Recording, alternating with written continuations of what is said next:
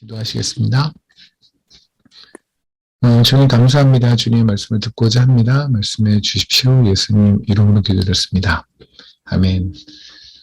오늘은 교만에 관해서 7번째 시간입니다. 이스라엘의 교만에 관한 3번째 시간이 될 텐데 저희가 무엇을 나눴었냐면 지난 시간에 건포도에 대해서 나눴었죠. 건포도, 그 포도가 무엇인지, 성취가 무엇인지, 우리는 과연 예수님께서 다 성취하셨다라는 그거를 바라보고 사는 사람들인지, 아니면 이 땅에서 성취감을 계속 느끼고 살아가는 사람들인지에 대한 이야기를 나눴던 것 같아요. 오늘은 호세아서 똑같은 3장의 말씀인데 그 밑에 있는 말씀 있잖아요.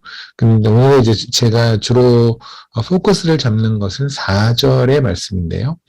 근데 그 위에를 보면 2절서부터입니다.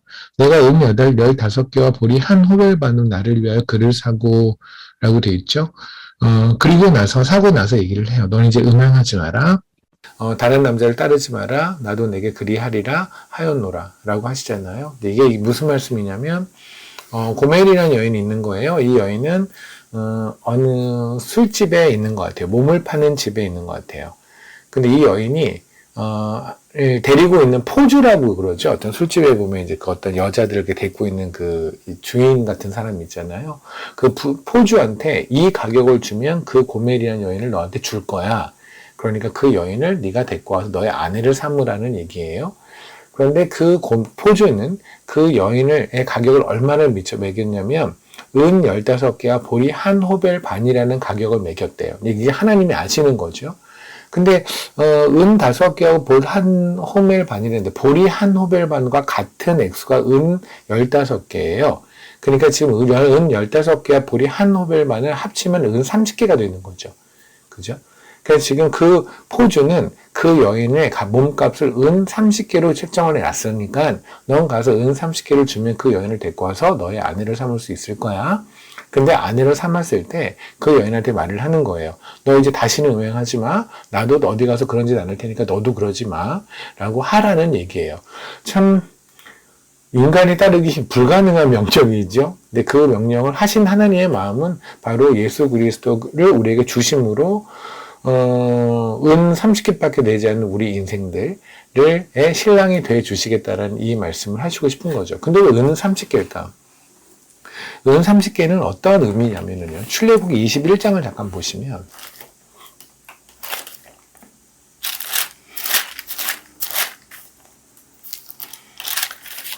(21장에) 보면 종에 관한 법이라고 이제 소제목이 나올 거예요. 그 중에서 25절의 위를 보면 임자의 책임이라는 말씀이 보일 겁니다. 거기에서 이런 말이 있어요. 32절에 보면 소가 만일 남종이나 여장을 받으며 소 임자가 은 30세겔을 그의 상전에게 줄 것이요 소는 돌로 쳐서 죽일지라 라고 되어 있죠. 그러니까 소가 있습니다. 그런데 길을 가다가 어떤 종이 있는데 소가 죽인 거예요. 그러면 당연히 종은 누구한테 속해 있는 거니까 종은 그냥 물건이었잖아요. 판매가 가능한, 매매가 가능한. 그러니까 종이 죽으면 그러니까 이전에는 어떻게 했냐면 이전에는 소가 만약에 그 보통 사람을 죽이면 소도 죽고 그 주인도 죽어야 돼요. 그런데 소가 만약에 종을 죽이게 되면 그냥 종이니까 그냥 그 주인한테 은 30개를 주고 그냥 퉁치라는 얘기예요. 물론 그 소는 참 잘못을 했겠죠. 그 소는 아마 주인한테 굳이 죽이라고 안 해도 자기 꽁돈 은 30개를 날려버리게 한 나쁜 소. 그래서 아마 주인은 알아서 죽였을 텐데 또 말씀에도 소는 죽이라고 돼 있네요. 그러니까 은 30개는 어떤 거의 가격이냐면 죽은 종의 몸값이에요.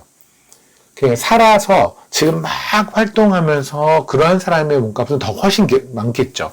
은 300세겔이어도 아마 굉장히 건장한 그러한 종 같은 경우는 아마 안 팔 거예요. 왜냐면 꾸준히 그는 생산력이 있는 종으로 활동할 테니까.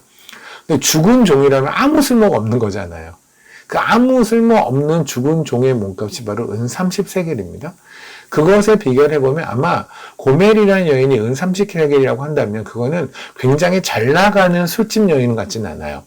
많은 손님이 찾아오고 막 그래서 그 포주한테 돈을 막 벌어주는 그러한 여인이었다고 한다면 아마 은 300세겔이어도 포주 입장에서는 그냥 냅두면 돈을 계속 버는데 굳이 은 30세겔에 죽은 종의 몸값에 내줄 리는 없겠죠.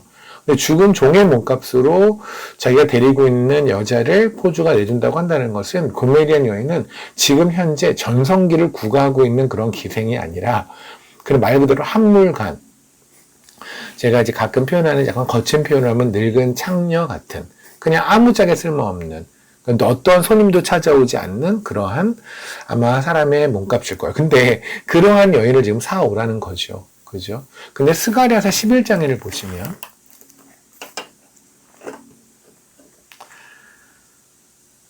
스가랴서에 보면은 굉장히 그 예수님의 이야기가 굉장히 많이 예표가 되어 있는데 스가랴서 11장에 보면 이렇게 되어 있습니다. 이렇게 말씀하세요. 12절에 이제 하나님이 말씀하시는 거예요. 내가 그들에게 이르되 너희가 좋게 여기거든 내 품삯을 내게 주고 그렇지 않으면 그만두라. 그들이 그러니까 무슨 말이냐면 그러니까 니들이 만약에 내가 마음에 안 들면 날 갖다 팔어. 내가 갖다 팔어. 우리 가끔 저희 어머니가 그러셨거든요. 그 어렸을 때 엄마한테 이거 사료 저거 사료 삼형제가 동시에 그럼 또 우리 엄마들이 미치는 거죠. 똑같이 애가 뭐 다 고등학생, 중학생 이런 애들 3명이 달라붙어 엄마한테 엄마 나 실내화가 필요해. 나도 나이키 신발 사줘 막 이러면 어머니가 가끔 하신 말이 차라리 날 갖다 팔아라. 이러신 말씀을 했거든요. 그때 만약에 저희 삼형제가 공모를 해서 엄마를 그러면 어디다 팔까? 이렇게 공모했다면 진짜 이거는 갖다 버려야 되겠죠. 저희를 갖다 버려야 되겠죠. 근데 지금 이 얘기예요. 하나님께서 이렇게 말하는 거야. 니네가 그렇게 뭘 달라고 들어오는데 날 팔아라. 그러니까 은 30세기 날 팔어. 죽은 종의 몸값 날 팔어. 그랬더니 그들이 팔았다는 거예요.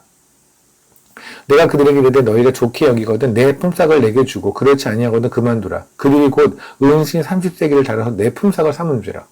다시 말하면 하나님의 몸값을 은 30세기에 달았다는 얘기예요. 근데 이 하나님의 몸값의 은 30세기가 진짜로 이 땅에서 이루어졌죠. 어디서요? 마태복음에 보면 나오잖아요. 마태복음에 보면은 27장에 3절에 그때 예수를 판 유다가 그의 정죄됨을 보고 스스로 뉘우쳐 은 30을 대제사장과 장로들에게 도로 갖다 주며, 그러니까는 유다가 예수님을 팔았을 때의 몸값이 바로 은 30세겔이었어요. 죽은 종의 몸값, 늙은 창녀의 몸값. 그게 바로 뭐냐면 우리의 몸값이죠. 뒤집어 가면 우리의 몸값이 은 30세겔이에요. 늙은 창녀, 그냥 버림받아 죽은 종의 몸값인데 그 몸값이 주님이 되신 거예요. 하늘의 하나님이 이 땅에 내려와서 은 30세겔의 늙은 창녀의 몸값이 되어서 십자가 달려 죽으심으로 우리를 살렸단 말입니다. 우리를 영원한 하나님의 신부 삼으셨다는 얘기가 지금 호세아서 3장의 이야기예요. 이 어마어마한 사실이, 말도 안 되는 이 사실이 믿어지는 우리가 바로 그리스도인들이죠. 그죠? 그러니까 사실 이것만 생각해도 우리가 감히 주님한테 이거 주세요, 저거 주세요, 내가 가슴이 아파요, 오늘도 억울해요, 제가 이렇게 자존감이 상하네요, 제가 자존심이 상하네요, 저 사람이 저의 가치를 몰라요, 내가 이 정도 되는 사람인데 나를 이렇게 무시해요 라는 얘기 못하죠. 그렇잖아요. 하나님이 이 땅에 와서 늙은 창녀의 몸값으로 죽으셨다니까요. 그것보다 여러분이 더 무시당할 수 있습니까? 왜냐하면 그럴 수 없죠. 우리 시작점이 피조물이니까. 우리가 아무리 무시당해서 개취급을 당해도 주님이 당한 거에 비하면 1억 만분의 1도 되지 않아요. 그러니까 우리가 굉장히 함부로 하는 얘기 중에 이런 말 하죠. 예수를 닮고 싶다. 예수님처럼 살고 싶다. 진짜 그렇게 살고 싶으시면 오늘도 여러분 억울하시잖아요. 누군가 날 무시한 것 같잖아요. 누군가 날 좀 아래로 본 것 같잖아요. 근데 그 아래로 본 거에 화내지 마세요. 어쩌면 우리는 그들이 아래로 본 것보다 더 아래에 위치해 있는 게 우리일 거예요. 우리가 얼마나 가능성이 없으면 예수님이 죽으셔야 해결이 되는 존재 아니었습니까? 누가 만약에 저한테 이거 벌레 같은 못하는가 이라고 말하면 차라리 제 생각에는 저는 배설물, 똥이라고 생각했는데 벌레 정도 취급해줬으면 그래도 좀 낫지 않나? 라는 생각에 저를 너무 과대평가하셨군요. 라고 말하는 게 우리의 현 주소여야 할 거예요. 그죠? 어쨌든 호세아서는 그렇습니다. 그래서 그렇게 말씀하세요. 내가 너를 그렇게 왔으니까 너는 음행하지 마. 우리를 그렇게 해서 하나님께서 하나님의 품 안으로 넣었어요. 그리고 나서 뭐랬냐면 너 음행하지 마.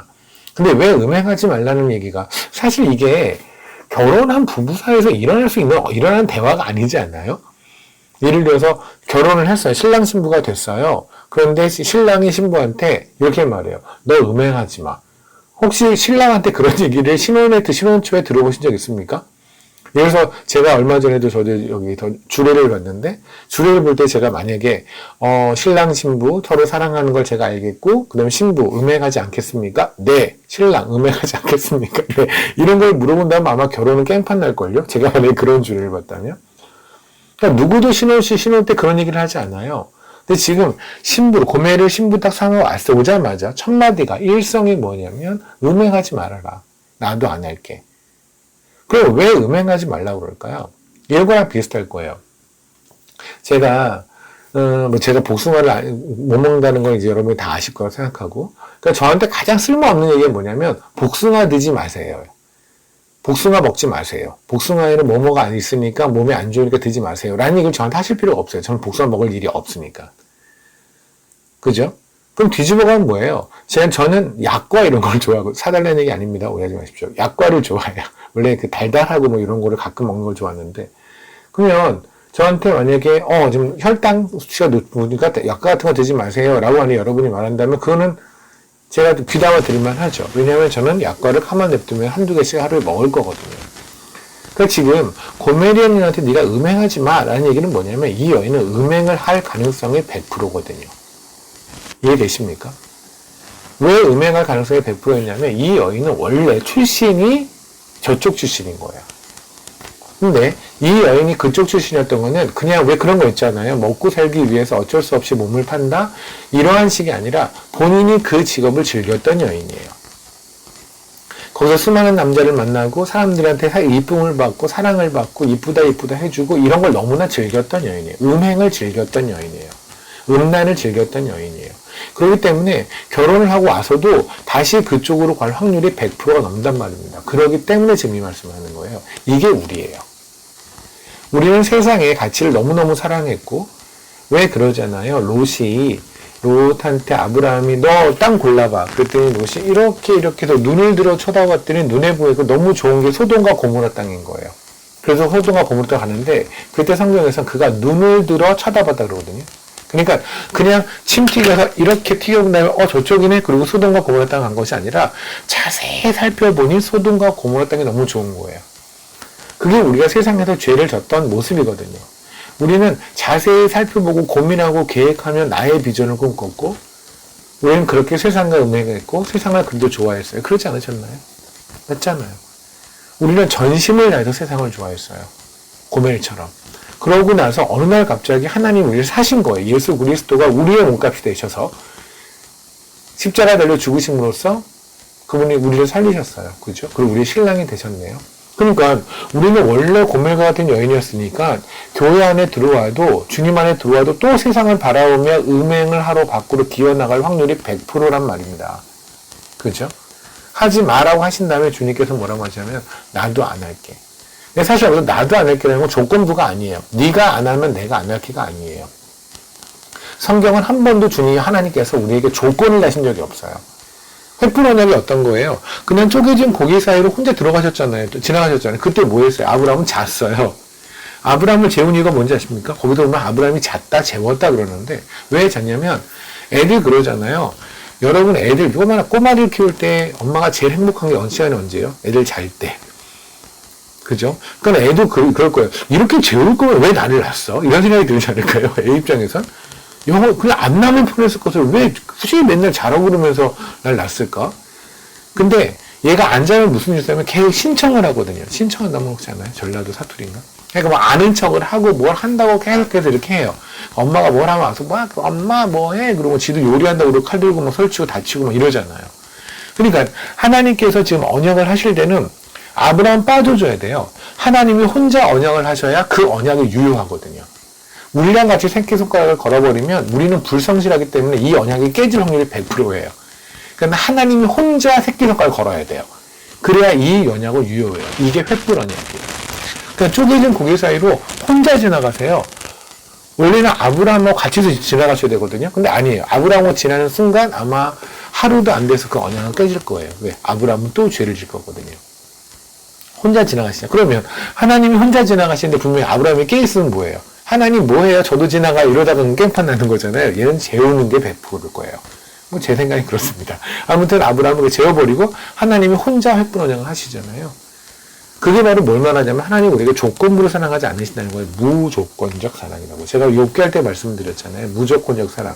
단 하나의 조건은 딱 하나가 뭐랬죠? 그게 너여야 해. 그게 너라는 조건 하에서는 하나님의 사랑은 무조건적이라고요. 그죠?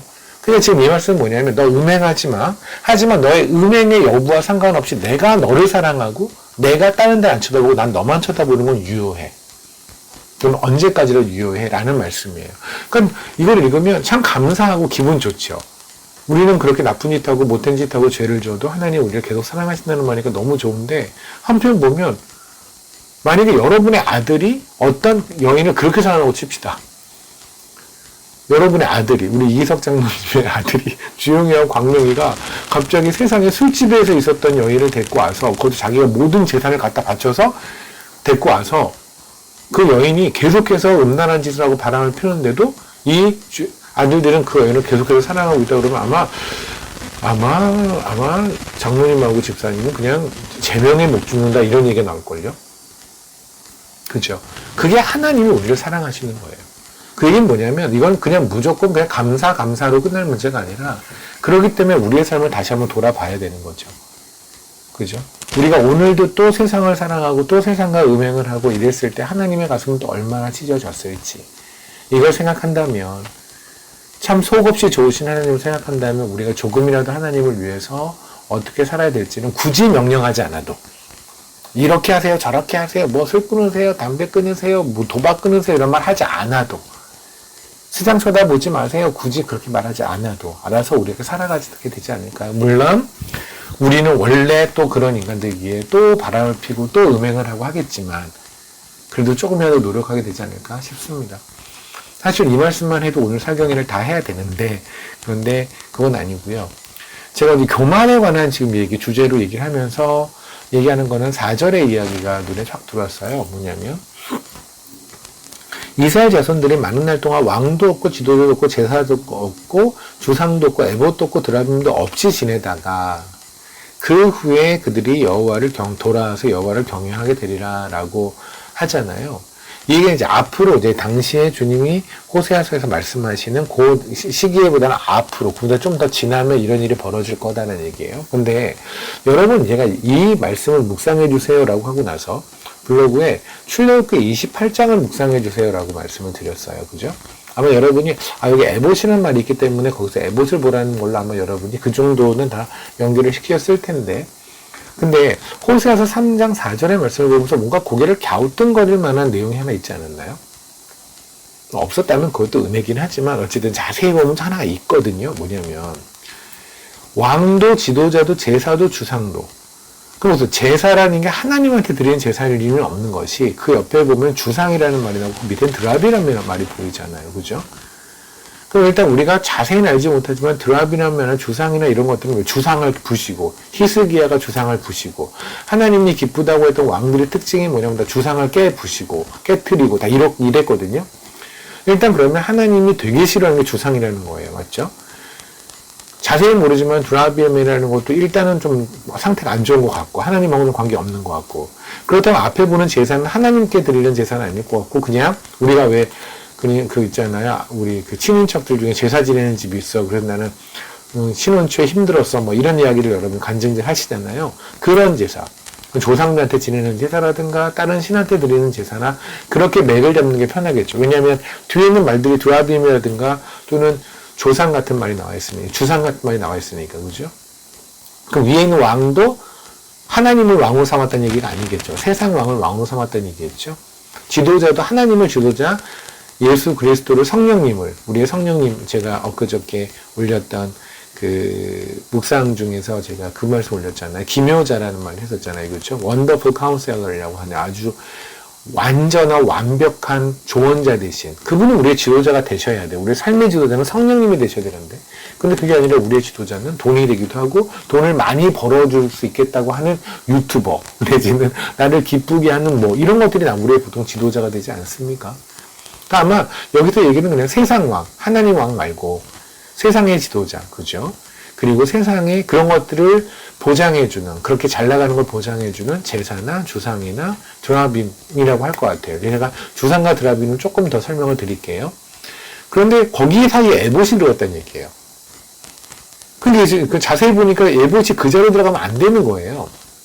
그죠? 왜냐면 앞에는 맥으로 본다면 전부 다 소위 우리가 우상을 숭배하지 말라라는 맥락으로 좀 가는 얘기인데 거기 갑자기 에봇이 훅 들어갔네요. 그러면 이 에봇을 가지고 우리가 어떤 분은 이제 주석에 이렇게 했더라고요. 뭐 종교적인 행위, 그래서 타 종교를 믿거나 또는 하나님을 믿거나 하는 모든 종교적 행위를 다 금하게 하실 것이다 라는 얘기인데 그건 말 같지도 않은 소리고요. 하나님을 믿는 걸 금하게 하실 하나님이가 있습니까? 그건 말이 안 되잖아요.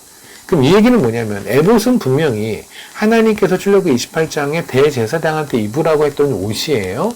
근데 이 옷을 가지고 사람들은 세상의 우상을 숭배하듯 우상으로 만들었다는 얘기죠. 이해되십니까? 그래서 사사기를 잠깐 보시면 사사기 8장을 잠깐 보세요.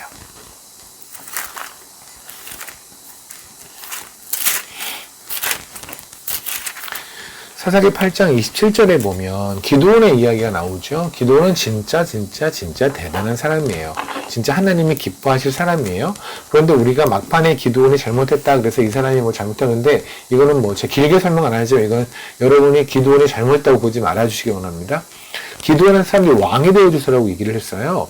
뭐랬냐면 22절에 끝에 오면 그러죠. 우리를 다스리소서라고 말을 하죠.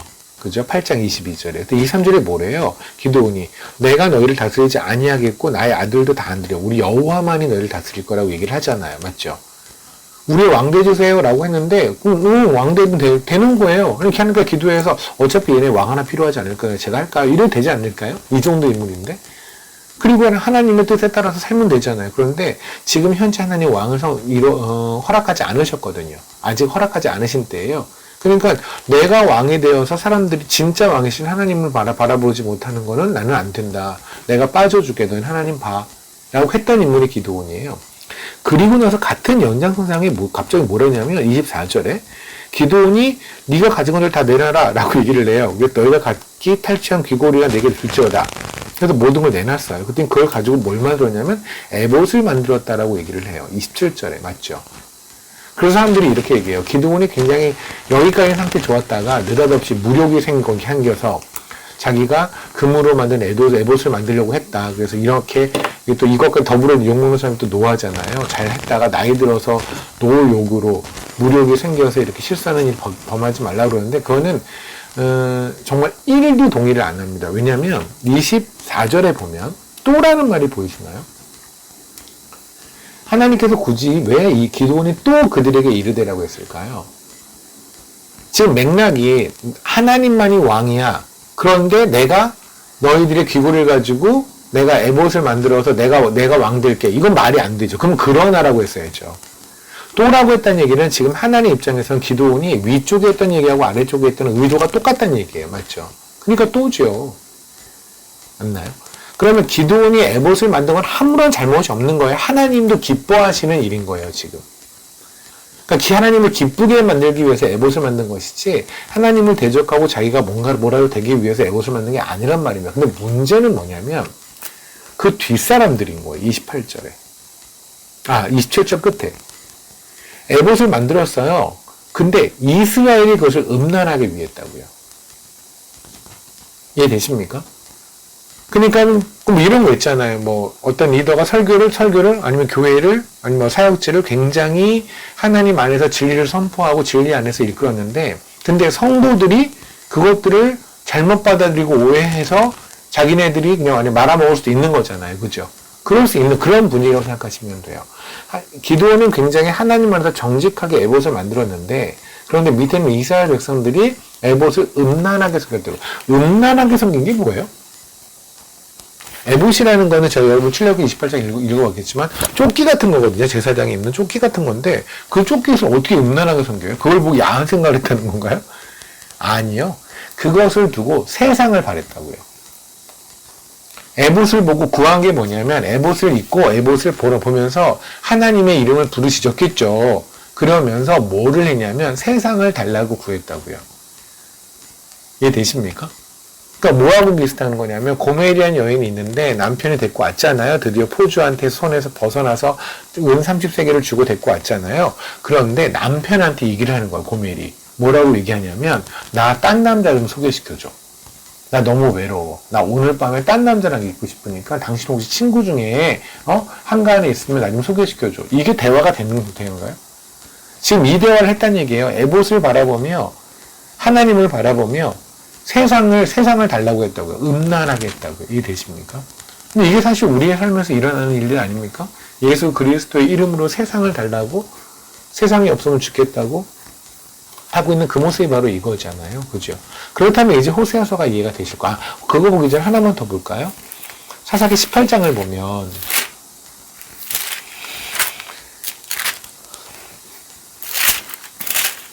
우리 미가 집의 제사장이라고 아시는 얘기 있죠? 그죠? 애 상태 되게 안 좋아가지고 뭐 훔쳤는데 훔쳤다가 갖고 왔더니 엄마가 너무 기뻐가지고 내가 너를 위해서 뭐 제단을 쌓아주고 뭐 이렇게 그래서 레위인 하나 왔더니 제사장으로 스카우트하고 뭐 얘기 다 아시잖아요. 그 18장에 보면 17절에 14절에 이런 말이 있네요. 보세요.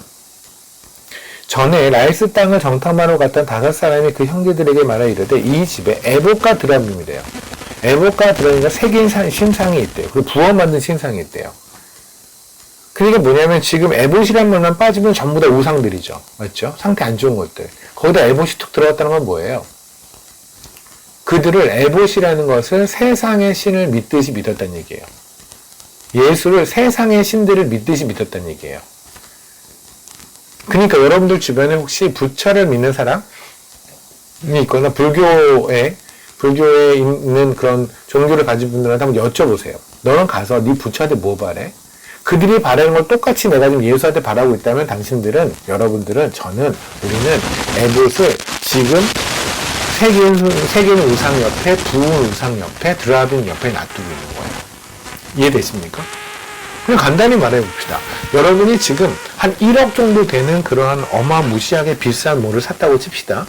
이거를 여러분이 어떤 선반에 놓을 때 1억짜리 옆에다가 다이소를 무시하는 건 아닌데 저 다이소 굉장히 좋아합니다. 근데 다이소에서 산 거 있잖아요. 1,000원 내지는 2,000원짜리랑 이렇게 나열해서 중간에 1억짜리 놓을 사람 여기 한 명도 없죠.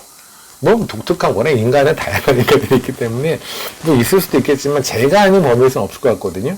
그러니까 예수 그리스도를 정말 존귀하신 유일한 하나님이라고 생각한다면 그분의 위치가 세상에서 말하는 부처 또는 알라 내지는 잡신, 동자신 이런 정도 수준에다가 예수 그리스도를 놓는다 이런 말이 안 되겠죠. 지금 그렇게 낫다는 얘기 무슨 말이냐면 세상에서 부처한테 바라는 거, 동자신한테 바라는 거, 천여귀 신한테 바라는 거, 최영 장군 신한테 바라는 거, 무당한테 가는 거, 그렇게 바라서 그들이 바라는 거 정도를 예수에게 바라고 있다면, 그렇다면 예수의 위치가 그것밖에 안 되는 거잖아요. 맞죠? 이게 바로 지금 이 얘기잖아요. 그거 다시 한번 읽을게요. 순서를 봐요. 순서가 아니라 위치를 보세요. 라이스 땅을 정탐하러 갔던 5사람이 그런 들이 말해요. 이 집에 뭐가 있냐면 에봇도 있고 드라빔도 있고 새긴 신상과 부어 만든 신상이 있대요. 와우. 그럼 현재 이 미간의 집이 에봇을 어떻게 하고 있는지 알겠죠. 그냥 세상 잡신 중에 하나로 취급했단 말입니다. 이것이 만약에 예수님을 취급하는 우리의 모습이라고 한다면 이거는 오늘 당장 벼락을 맞아도 할 말 없는 거지요. 그죠? 그 얘기를 본 다음에 호세아서를 보면 이제 다시 한번 이해가 되실 거라는 생각이 들어요. 그래서 여러분 혹시 호세아 3장 제가 미리 묵상하라 그럴 때 읽으면서 왜 여기에 에봇이 들어있지? 라는 고민을 분명히 전 여러분이 하셨을 거라고 믿어요. 팀 지어스는 그 정도는 하실 수 있는 분들이잖아요. 근데 진영 집사님 얼굴 보니 굳이 그런 거 안 한 것 같은 느낌이 들기도 하지만 또 뭐 그럴 수 있겠죠. 뭐 오늘 컨디션이 안 좋으셨나 봐요. 홀수날에 그럴 수 있어요. 짝수날에 나으실 거예요. 거기 보면 그러잖아요. 그러니까 일단 보면 다시 보면은 그러네. 여기에 에봇이 들어갈 자리가 아니네. 그죠? 드라빔도 있을 수 있고 주상도 있고 지도자 왕 다 있을 수 있고 제사도 있을 수 있고 그죠? 그런데 거기에 왜 에봇이 여기 왜 들어가 있지? 그 얘기는 예수를 세상의 잡신상에 넣은 거네 라고 할 수 있겠다. 그죠? 거기서 뭐 왕, 지도자 뭐 이런 거 뭐 그런 거 일단 넘어가고요. 주상하고 드라빔에 대한 이야기만 조금 더 설명을 드릴게요. 여러분 성경에서 드라빔도 자주 보고 주상도 되게 많이 보잖아요. 그죠? 근데 주상을 많이 보는데 주상이 주상 전하 할 때 주상이 아니에요. 이게 또 대한민국에서는 사극을 좋아하셔서 주상 전하 이런 거 아니고, 여기서 말하는 주상이라는 거는 전혀 다른 이야기예요. 여기서 주상이 뭐냐면, 혹시 오벨리스크라는 말 들어본 적 있습니까? 혹시 오벨리스크 하우스에 사시는 분이 있을 수도 있어요. 요새 한참 무슨 그 주상복합이라든가 내지는 고층 빌딩 같은 거를, 고층 아파트 같은 걸 지을 때 오벨리스크라는 그런 이름을 갖다 붙이거든요. 뭐 제가 특별한 어떤 회사 이름을 붙이지 않겠지만, 여러분이 오벨리스크 쳐보세요. 아파트 뭐 이렇게 치면은 한국에도 오벨리스크에서 막 나와요. 이 오벨리스크가 주상인데, 이게 뭐냐면 뾰족하게 이렇게 뾰족하게 된 탑 같은 거예요. 그래서 끝에는 뾰족하게 연필 심 깎아놓은 것처럼 이렇게 뾰족하게 돼 있고요. 이렇게 뾰족하게 돼 있고, 그 다음에 이렇게 길어요. 그래서 사각형 모양으로 들어서 여기 뭘 잔뜩 뭐 이렇게 써놓고 이런 게 있어요. 이게 사실은 애굽에 있었던 거거든요. 애굽의 오벨리스크는 지금도 되게 유명해요. 이집트의 오벨리스크는. 근데 이게 왜 그런지 모르겠지만, 이게 베드로 광장, 그러니까 세인트 피터죠. 세인트 베드로, 성 베드로 광장의 한가운데 이게 있어요. 오벨리스크. 사실 이 오벨리스크가 전 세계적으로 퍼져 있거든요. 그게 왜 그러냐면, 교황 5세죠. 교황 5세 어떤 사람이 이 오벨리스크를 가져온 거예요. 수입한 거예요. 그러니까 뜯어온 게 아니라 이 모양을 갑자기, 이게 너무 감동적이다. 그래가지고 그걸 가져온 거예요. 그래서 성 베드로 광장이라고 한다면 그게 뭐예요? 말 그대로 우리 베드로 사도 이를 기리기 위한 뭐 이런 거잖아요. 근데 그거 가운데다가 주상을 딱 꼽아놓은 거예요. 이게 오벨리스크예요. 꼽아놨어요. 근데 이게 여러분이 아는 것 중에 혹시 가장 가까운 얘기라면 북한 아시죠? 북한 그러면 항상 그런 게 뭐냐면 철탑 같은 게 길게 있고, 그 위에 그 불이 막 타는 것 같은 거 있죠. 불이 타는 것 같은 형상 같은 게 있는 게 있어요. 여러분 좀 이따 이거 말씀 끝나고 나서 한번 찾아보세요. 북한의 오벨리스크 찾아보세요. 그러면 요렇게 한 다음에 불 타는 것 같은 게 이렇게 있거든요. 그런 것들. 그런 게 바로 오벨리스크예요. 그게 뭘 상징하냐면 바알 신을 상징하거든요. 그러니까 태양을 향해서 쭉 뻗어 있는 모습이에요. 그러니까 이거는 거꾸로 보면 태양에서 빛이 내려오는 모습이기도 하고요. 거꾸로 태양을 향해서 우리가 당신을 바라보고 있습니다라는 모습이기도 하고, 우리의 모든 초점은 당신에게 맞춥니다라고 하는 거. 일종의 피라미드 같은 것도 오벨리스크에 속하겠죠.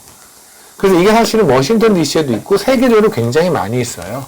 그러니까 지금은 그냥 고층 건물, 굉장히 높은 고층 건물, 그러니까 그런 건물의 상징처럼 된 게 오벨리스크가 됐지만, 사실은 세계는 곳곳에 가만히 보면 저게 왜 있지? 의미가 뭐지? 뭐 쓸모있는 것도 아니고, 뭐 동물의 형상이 있는 것도 아니고, 그냥 돌덩어리 하나가 이렇게 길게 탑으로 이렇게 긴 돌덩어리 하나 이렇게 쭉 있는 건데, 그게 왜 있지? 라는 생각이 드는 게, 고개를 갸우뚱거리는 그게 바로 오벨리스크인데, 이게 주상이에요. 이게 바알 신을 상징하고 바알 신을 숭배한다 라고 하는 거예요. 그러니까 하나님 입장에서는 정말 미치고 팔을 뛰는 거죠. 저희 왜 에스겔서에서 이런 얘기 나눴잖아요. 성전에 들어갔는데 그들이 다시 성전 밖을 바라보더라. 그죠? 혹시 모르시는 분들도 잠깐만 볼게요. 에스겔서를 볼게요.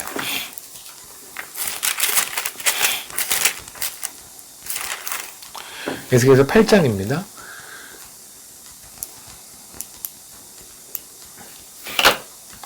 성전은 문이 동쪽에 있다고 말씀을 드렸어요. 저를 잠깐 보시면 동쪽에 있어요. 그럼 문이 동쪽이면 여기가 태양이 이렇게 뜨겠죠. 그죠? 동쪽이니까 태양이 이렇게 뜰 거예요. 그러면 동문을 통해서 들어가면 어떻게 했냐면 태양을 등지고 이렇게 들어가게 되겠죠. 그렇지 않나요? 태양은 뜨고 이렇게 들어가면 성전 안에서 들어갔죠. 그럼 여기가 이제 성전 뜰이에요. 뜰. 그 다음에 들어가면 성전이 나와요. 그러면 그리고 나서 이렇게, 그러니까 계속 이 사람들은 우리가 성전에 들어가면 예배의 방향이 서쪽만 바라볼 수밖에 없어요. 동문을 통해서 들어가서 서쪽만 바라볼 수밖에 없어요. 그러니까 성전에 딱 들어가면 하나님에게만 집중하면 뭘 절대 볼 수 없냐면 태양을 볼 수가 없어요. 그죠? 그쵸? 등지고 들어왔으니까. 그런데 16절에 보면 그가 또 나를 데리고 여호와의 성전 안뜰에 들어갔으니까 보라. 여호와의 성전문 곧 현관과 제단 사이에 25명의 여호와의 5명이 있어요. 그러니까 성전 안에 교회에 예배드리는 성도들이 있다고요. 새벽 예배를 하고 있다고요. 교회에서 살고 있다고요. 근데 이들이 뭐 한대요? 동쪽으로 향하여 동쪽 태양에게 예배하는 세상에. 하나님의 성전에 가서 하나님 안 본다고요. 다시 등 돌려서 세상 바라보고 있다고요. 교회 안에 몸은 있는데 난 집사이기도 해요. 나는 선교사이기도 해요. 목사이기도 해요. 권사나 장로이기도 해요. 교회에서 짬밥 먹은 게 30년이에요. 10년이 20년이에요. 그런데 그 안에 가서 계속 태양을 바라보면서 세상을 바라보면서 세상을 구하고 있다고요. 교회 안에 들어갔으면 하나님을 바라봐야 되잖아요. 하나님을 등졌다니까요. 근데 본인은 모르죠. 이들은요, 본인들이 하나님을 등졌다는 걸 몰라요. 자기네들은 교회 안에 있으니까 하나님을 예배하고 있다고 생각하는 거예요. 그죠? 그래서 뭐를 하고 있대요? 그 위에 보세요. 10절에 보면, 내가 들어가 보니 각양 곤축과 가증한 짐승과 이스라엘 족속의 모든 우상을 그 사방볼 때 그렸고, 그리고 이스라엘 족속의 장로 중 70명이 그 앞에 섰으며 사반의 아들 야사냐도 그 가운데 섰고 그가 그 손에 향로를 들었는데 향연이 구름같이 오르더라. 향연이 뭘 상징해요? 예수 그리스도를 상징하잖아요. 예수 그리스도의 이름을 우리가 향연이라고 향로라는 게 계시록에 보면 향로가 성도의 기도를 뜻한다고 하시거든요. 그들이 뭐를 기도하냐면 벽에 있는 세상에 가증한 것들. 제가 말했잖아요. 땅에 기어다니는 곤충들이 상징하는 건 땅과 붙어있는 것들. 땅의 것들이라고 그랬잖아요. 예수 이름으로 땅의 것들만 계속 구하고 있는 거예요. 장로들이. 이러고 있는 모습이에요. 그들이 뭐를 하는 거냐면 태양을, 성전 안에서 태양을 바라보며 태양을 예배하더라.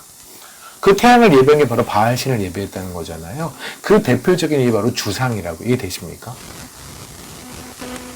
그러니까 하나님께서 주상을 깨뜨리는 걸 얼마나 그러니까 그들이 단순히 태양을 바라봤다가 아니라 돌아보면 뭔가 있었겠죠. 그래서 성전 안에다 자꾸만 아하스 같은 인간들도 자꾸만 성전 안에 주상을 만들었다 그러는 거예요. 그러니까 희한하죠. 성경 보면. 누가 분명히 앞에서 어느 방에 깨뜨렸다는데 좀 지나면 또 깨뜨렸대잖아요. 그게 뭐야? 계속 지었다는 얘기죠. 성전 안에다 계속 주상을 짓는 거니까 동쪽 문이 있잖아요. 있으면 거기에서 딱 바라볼 수 있게. 그럼 길 높죠. 주상은 높아요. 그러니까 성전 안에서도 이 주상이 보이는 거죠. 이걸 바라보면서 계속 세상을 달라고 태양신을 숭배하고 있는 거죠. 이 미치고 팔짝 뛰는 거죠. 이게 주상이에요.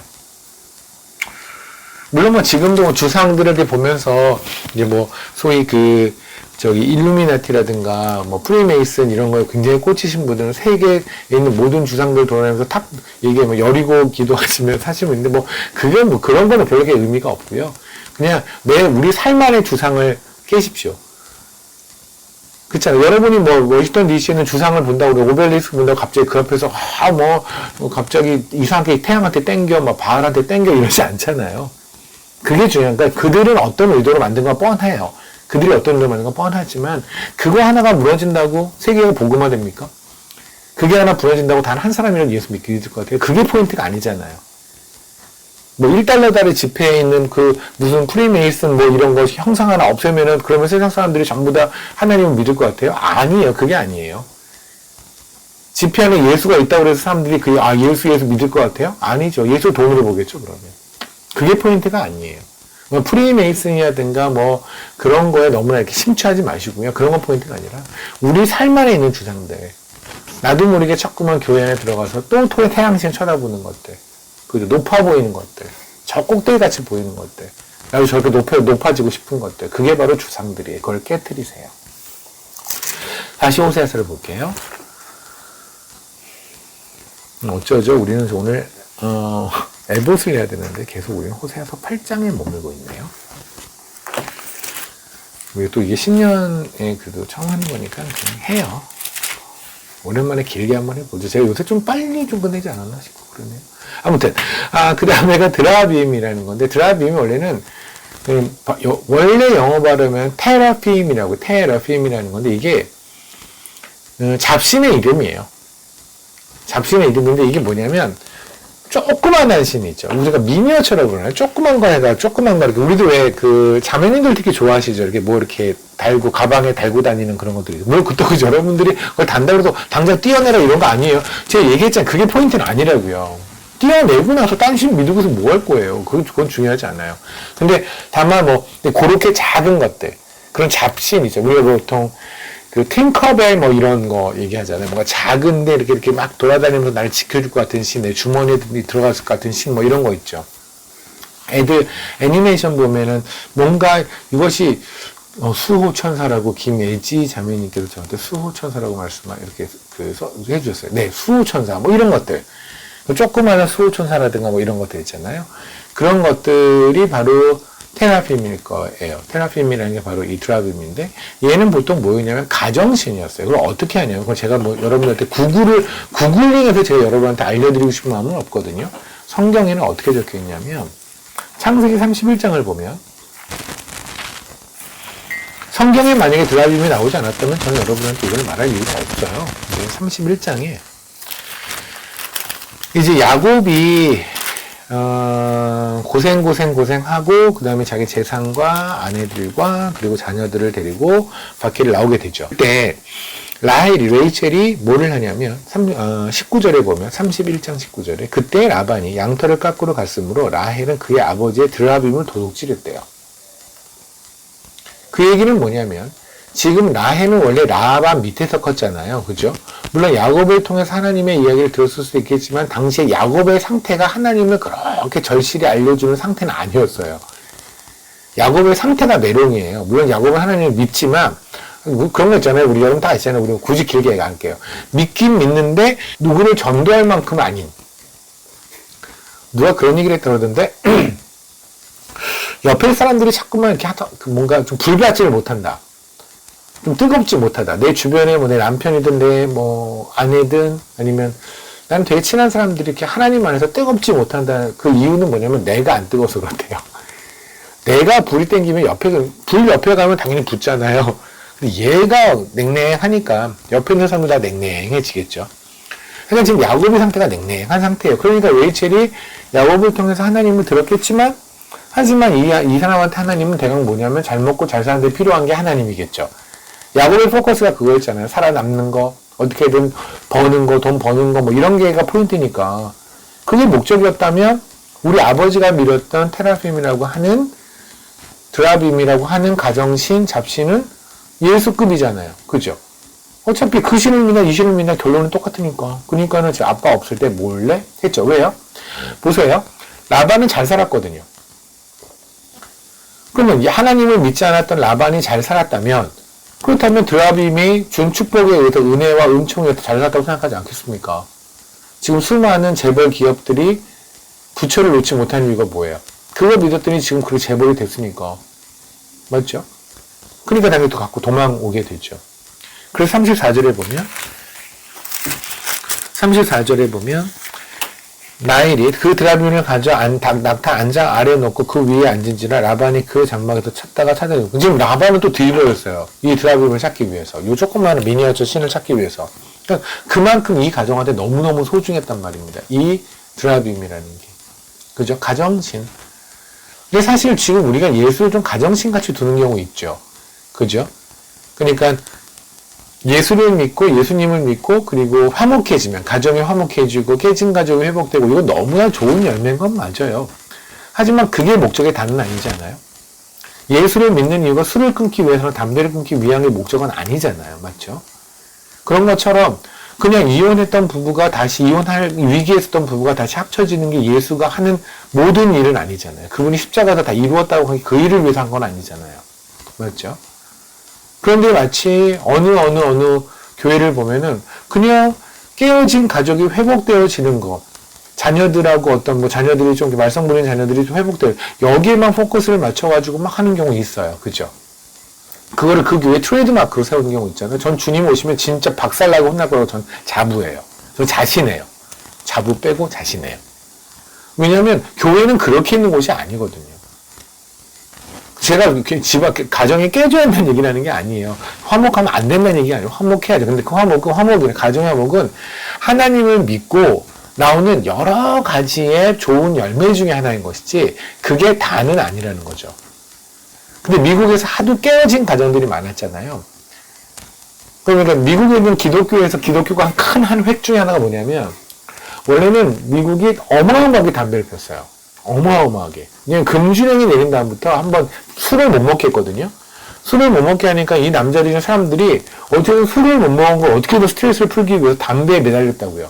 그리고 여러분 옛날에 미국 영화 보면 옛날을 배경으로 한 미국 영화. 그래서 존 F 케네디 같은 그런 영화 보면은 법정 안에서 담배 계속 펴요. 판사도 피고 검사도 피고 변호사도 피고 막 변론하다가 담배 피고 막 그래요. 그러니까 지금 생각하면 우리 개념에서는 저기서 어떻게 숨을 쉬었을까 싶을 만큼 버스 안에서도 피고 교회에서도 펴요. 그러다가 담배가 해롭다, 이거 담배를 끊게 하자라는 거에 성공을 쓴 게 교회예요. 그래서 교회를 중심으로 담배를 피면 안 된다라는 게 막 퍼졌어요. 굉장히 큰 일을 했어요. 사실은 큰 일을 한 건데, 근데 그게 다처럼 되어버렸다고요. 그러니까 담배를 피면 교회 안 가는 사람, 담배를 피면 교회 가는 사람, 담배 안 피면 교회 가는 사람, 담배 피면 교회 안 가는 사람으로 우리 나눠버린 거예요, 이제. 그러니까 뒤집어 가면 담배를 피면 지옥 가는 사람, 담배 안 피면 천당 가는 사람, 이렇게 돼버린 거죠. 아마 여러분의 마음속에 그러잖아요. 제가 얼마 전에도 누군가의 얘기를 듣는데 어느 목사님이 그러시는 거예요.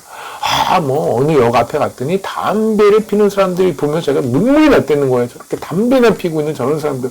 그 중에 구원받는 사람이 있고 그 중에 교회 가는 사람이 있을 수 있는데 담배를 피나 하나 때문에 그 사람은 교회 다니면 안 다니는 사람 아니고 지옥 가는 사람인 거예요, 그냥. 그렇게 이제 되는 거죠. 교회가 문화가 돼버리면. 또 하나가 미국에서 굉장히 깨어진 가정이 많잖아요. 그래서 교회에서 한 게 뭐냐면, 그래서 미국에 있는 목사님들 보면 사진 보면, 조엘 오스틴이 있으면은 꼭 아내랑 둘이서 이렇게 사진 찍는 게 많이 나와요. 그래서 깨어진 가정이 회복되어지는 그런 것들을 굉장히 포커스를 맞췄고, 그리고 믿는 사람들은 이혼하지 않는다. 이런 걸 굉장히 포커스를 많이 둬서 가르쳤어요. 좋은 거죠. 근데 그게 마치 교회의 다인 것처럼 되어버렸다고요, 지금. 근데 그런 문화가 쑥 들어와 버리니까 갑자기 그냥 가정이 회복되어지면 이들을 정말 믿는. 부처 믿고 가정 회복된 데도 많아요. 제가 특정 종교를 자랑하는 사람이 아닌 거 아시죠? 그게 아니라, 그게 다가 아니라는 얘기예요. 그죠? 그게 예수를 가정신으로 믿으시면 안 돼요. 근데 우리는 보통 예수를 가정신으로 믿는 게 많죠. 애 수능을 보기 위해서, 무엇을 위해서, 뭐를 위해서 예수를 믿는 것 같이. 그죠? 그리고 지금 교회에서도 어떤 기도 같은 걸 하는 걸 보면 거의 가정신에다가 드라빔에다가 기도하는 것 같은 수준으로 기도하는 거 없잖아. 아마 목격이 될 것 같아요. 물론 많지는 않을 거라고 생각하지, 많지 않아야 하지만. 그런 생각이 듭니다. 오케이. 그럼 또 하나 드라빔은 어떤 가정신 같은 역할을 해요. 이렇게 미니어처 같이 이렇게 바라보면서 어떻게 했는지 모르겠어요. 저도 어떤 시간인지 모르겠지만 바라보면서 우리에게 수능을 잘 보게 해주세요. 이렇게 빌었는지 어떤지 모르겠는데 얘가 또 어떤 역할도 있었다고 성경에 적혀 있냐면 여기까지 보시면 여러분은 아마 드라빔에 대해서는 성경에 나오는 모든 것들 알았다고 생각하시면 되면 드라빔이 성경에 많이 등장하지는 않거든요. 사실. 스가랴서 10장을 볼게요. 2절을 볼게요. 드라빔들은 허탄한 것을 말하며 복순자들은 진실하지 않은 것을 보고 거짓 꿈을 말한지 그 위로가 헛됨으로. 그죠? 그럼 드라빔들은 허탄한 것을 말하면은 건 무슨 말이에요? 점을 보거나 이랬을 때 소위 그런 거 있잖아요. 접신을 했다거나 점 볼 때 그런 거 하잖아요. 미래인 말해주고 막 이런 거 있잖아요. 일종의 그런 것도 했던 것 같아요. 무당한테 찾아간다든가 내지는 이런 일인데 교회에서 있다는 게 참 가슴을 칠 일이죠. 예언 받으시는 분들 있죠. 혹시 여기서도 있으신가요? 받지 마세요. 그 예언 받은 것 중에 뭐가 이루어지고 뭐가 이루어지는지 얼마큼 됐는지 모르겠지만 그냥 받지 마세요. 하나님 우리에게 주신 예언은 뭐였냐면 너희 인생은 이제 괜찮다예요.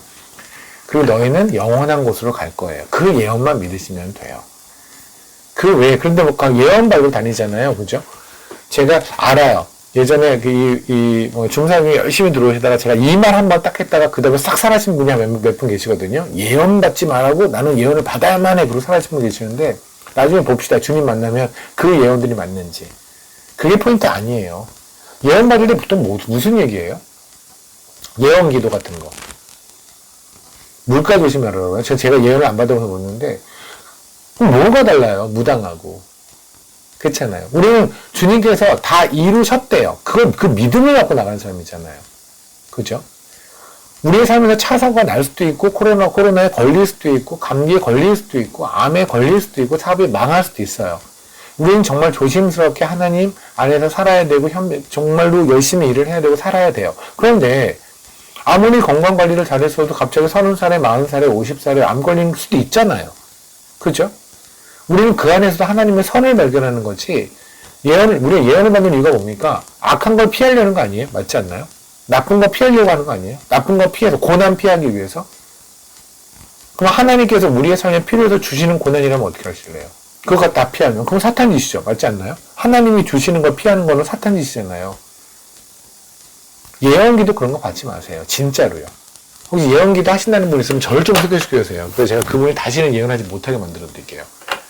어쨌든 이런 거 드라빔은 뭐였냐면 드라빔이 허탄한 것을 말하고, 그러니까 당시에도 사람들은 드라빔을 갖다 놓고는 허탄한 것을 말하게 하고, 우리가 앞으로 어떤 일을 할까요? 다음 주에 비가 올까요? 어쩔까요? 이번 애가 우리가 어떻게 수능을 붙을까요? 그럼 뭐 그러잖아요. 아, 얘가 무슨 과에 들면은 느낌에 하나님께서 계속 기억을 보여주시는 게 기계공학과를 들면 갈 것 같아. 뭐 이렇게 얘기하는 건 뭐 그죠? 지읒을 그대로 보여주는 게 재료공학과 같아. 지읒이 재수일 수도 있잖아요. 근데 아무튼 간에 그러니까는 그런 거를 했던 그런 거 그냥 잡짓이나 하는 거를 하나님한테 바라지 말라는 얘기예요. 그게 스가랴서의 이야기가 아닐까 싶습니다. 아무튼 그러면 다시 호세아. 이제 호세아서는 이해가 굉장히 되셨습니다.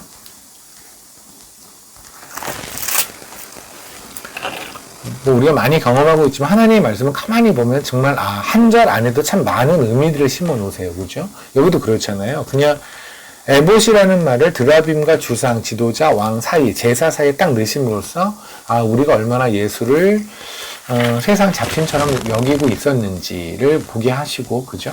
그래서 드라빔을 보고 주상을 봄으로써 우리가 예수를 딱 이렇게 믿었구나. 그죠? 그냥 태양신 바라보듯이 그렇게 세상 바라보는 것처럼 예수 믿었고, 세상 걸 달라고 했고, 그리고 어떻게든 고난 피하려고 그냥 예수 믿었고, 우리 그랬구나. 입으로만 좁은 길 그렇게 사실은 그런 길 갈 마음 1도 없었구나. 그러니까 예언기도 바로 달도 다녔구나. 뭐 이런 거 아마 느끼실 겁니다. 그러면 이제 에봇이래요. 에봇은 뭘까? 원래 에봇은 뭘까? 에봇은 그리스도 옷이라고 저는 생각을 합니다. 물론 이것은 여러 가지 분들, 다른 분들이 뭐, 에봇이 그리스도의 옷이라고 꼭 말할 수 있어요? 라는 말씀 하실 수 있는데, 이렇게 생각하시면 어떨까 싶어요. 출애굽기 일단 28장을 보면은요.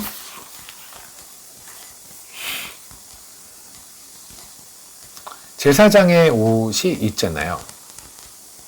소제목에. 그때 3절에 보면 너는 물은 마음에 지혜가 있는 모든 자, 곧 내가 지혜로운 영으로 채운 자들에게 말하여 아론의 옷을 지어 그를 거룩하게 하여 내게 제사장의 직분을 행하게 하라. 아멘. 보십시오. 아론은 그냥 죄인이에요. 맞죠? 그렇잖아요. 아론도 죄인이에요. 그냥 우리 같은 똑같은 죄인이에요. 그런데 이 사람이 대제사장이 되는 거는 어떤 거냐면, 물론 하나님이 그걸 대제사장이라고 부르셨으니 이미 제사장이지만, 일단 겉으로 보면 어떤 거냐면, 이가 제사장의 옷을 입었을 때, 그죠? 제사장의 옷을 입었으니 제사장이 되는 거예요. 그리고 우리가 그냥 민간인이에요. 그런데 이 사람이 의사가운을 입으면 그때부터 의사라고 우리가 여겨지는 것처럼, 아론은 그냥 민간인인데 제사장의 옷을 입었으니 제사장이 돼요. 그죠? 그런 것처럼 한번 봅시다. 베드로 전서를 잠깐 보시면,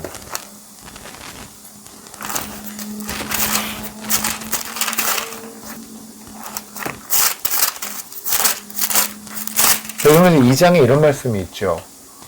9절입니다. 베드로 전서 2장 9절입니다. 그러나 너희는 택하신 족속이요 왕 같은 제사장들이요 거룩한 나라요.